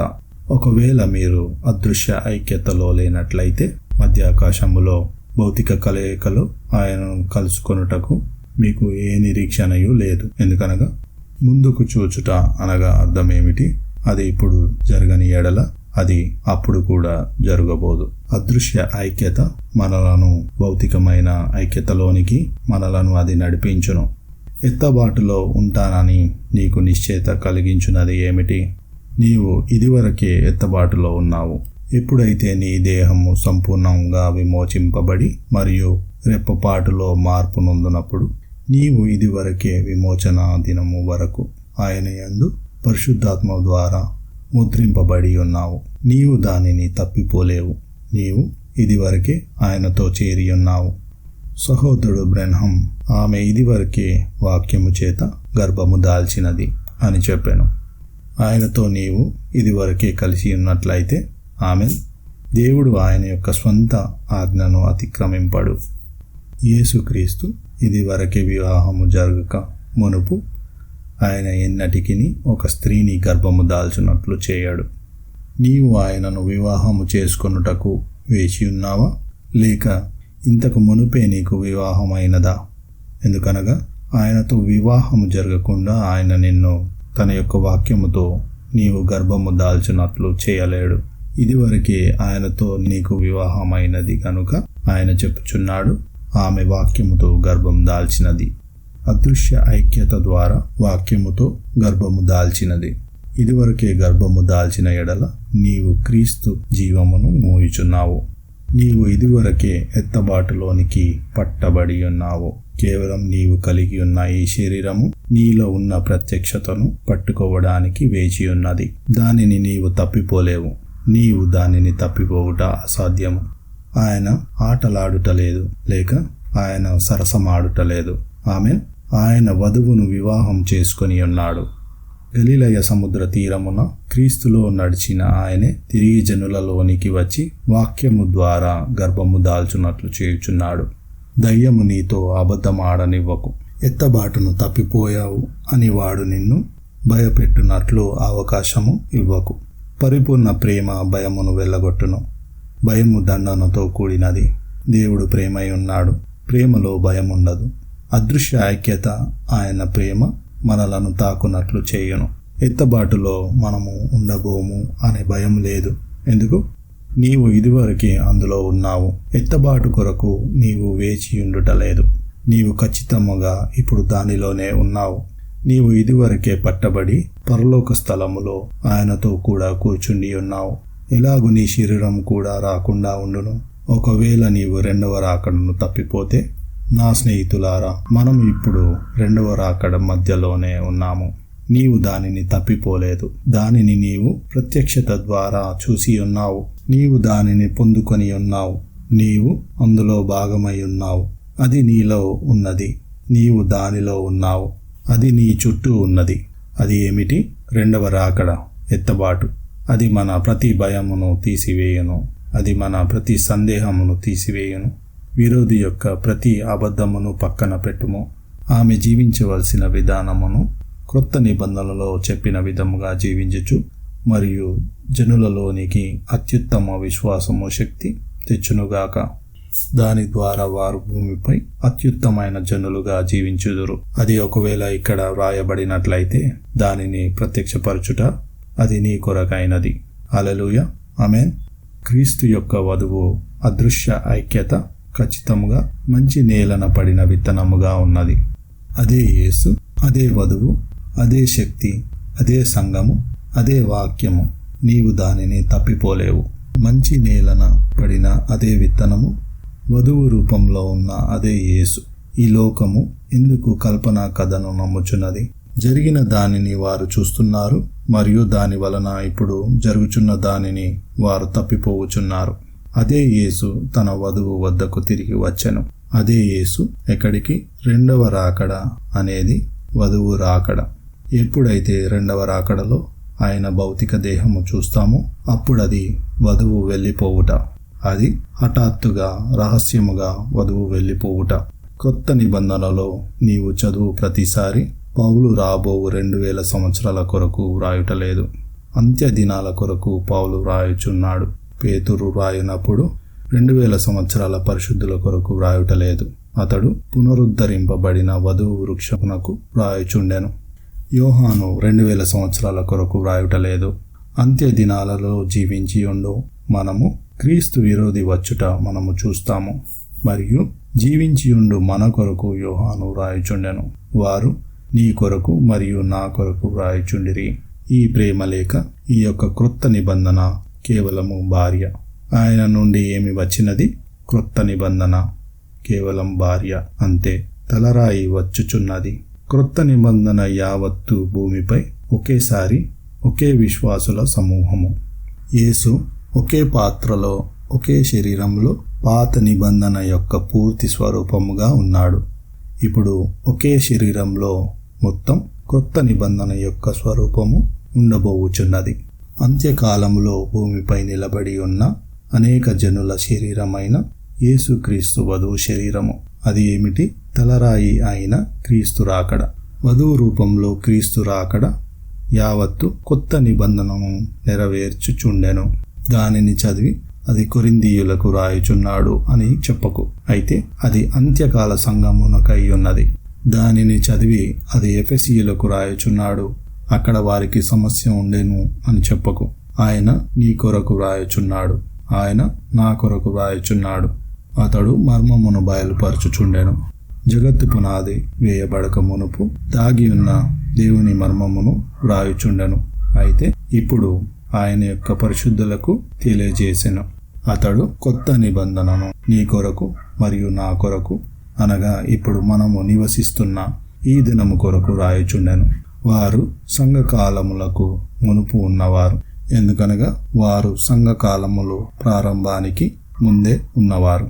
ఇప్పుడు మనము సంఘకాలములను దాటి ఉన్నాము, ఎందుకనగా సంఘకాలములు ముగిసిన తర్వాత మనము ఇక్కడ ఉన్నాము. పౌలు సంఘమును కలిగి ఉండిన అదే స్థానమునకు మనము తిరిగి వచ్చాము. ఆమేన్. Praise the lord.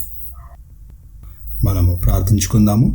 ప్రియమైన పరలోకపు తండ్రి, ఈ దినము కొరకు మరియు ఈ గడియలో నీవు మా కొరకు చేసిన దానిని బట్టి నీకు కృతజ్ఞతాస్తుతులు చెల్లించుచున్నాము. ప్రభువా, నీవు మా యొక్క కన్నులు తెరిచి ఉన్నావు. ప్రభువా, మేము వాక్యము చదువు ప్రతిరోజు అది మాలో ఎంతో నిజముగా మారుచున్నది. మరియు మేము నీ వాక్యమును చదువు ప్రతిసారి అది మాలో జీవంగా మారుచున్నది. అది నిజత్వము ప్రభువా. అది ఇక ఎంత మాత్రమో పేపర్పై ఇంకు వలె లేదు, కానీ అది మాలో ఉన్నది ప్రభువా. అది మా జీవితమును మార్చుచున్నది. అది నన్ను దినదినము పైకి ఎత్తుచున్నది. ఓ దేవా, అది ఎన్నటికి ఆగిపోనివ్వకుము. సర్వశక్తిమంతుడవగు దేవా, ఈ వాక్యము ప్రత్యక్షపరచకుండా ఆపివేయు ప్రతి అడ్డంకిని మా జీవితంలో నుండి తొలగించుము. అడ్డగించు ప్రతి ఒక్క దానిని తీసివేయుము. ప్రభు అయిన యేసుక్రీస్తు నామంలో మమ్మును శుద్ధి చేయుము. మమ్ములను పరిశుద్ధపరచబడిన పాత్రగా మార్చి నీ యొక్క వాక్యము కొరకు వాడుకొనుము. క్రొత్త నిబంధనలో వ్రాయబడిన ప్రతి ఒక్క దానిని మేము ప్రత్యక్షపరచునట్లు చేయము. తండ్రి, వాక్యమును మాలో నివసింపనిమ్ము. మమ్ములను చీకటిలో ప్రకాశించు వెలుగుగా ఉండనిమ్ము. ఇతరులు మా వైపు చూసి మార్గమును కనుకొందురుగాక. ఓ దేవా, ఈ వాక్యము నిజత్వముగా మారనిమ్ము. విశ్వాసము మా హృదయములో లంగరు వేయనిమ్ము. ఏదో మేధో సంబంధమైన జ్ఞానం వలన కాదు గాని ప్రాణములో ప్రత్యక్షతను నింపి మా జీవితములో నిత్యత్వమును తెచ్చు కార్యములను నెరవేర్చుము. మేము నిన్ను ప్రేమించుచున్నాము ప్రభువా. నీ వాక్యమును బట్టి నీకు కృతజ్ఞతలు.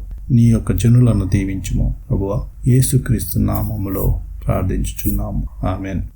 ఈ యొక్క వర్తమానం మీ యొక్క ఆత్మీయ జీవితంలో ఆత్మీయంగా ఎదుగుటకు, క్రీస్తులో మీ యొక్క స్థానమును మీరు ఎరుగుటకు సహాయపడును అని నమ్ముచున్నాము. God bless you all. దేవుడు మిమ్మల్ని దీవించును గాక.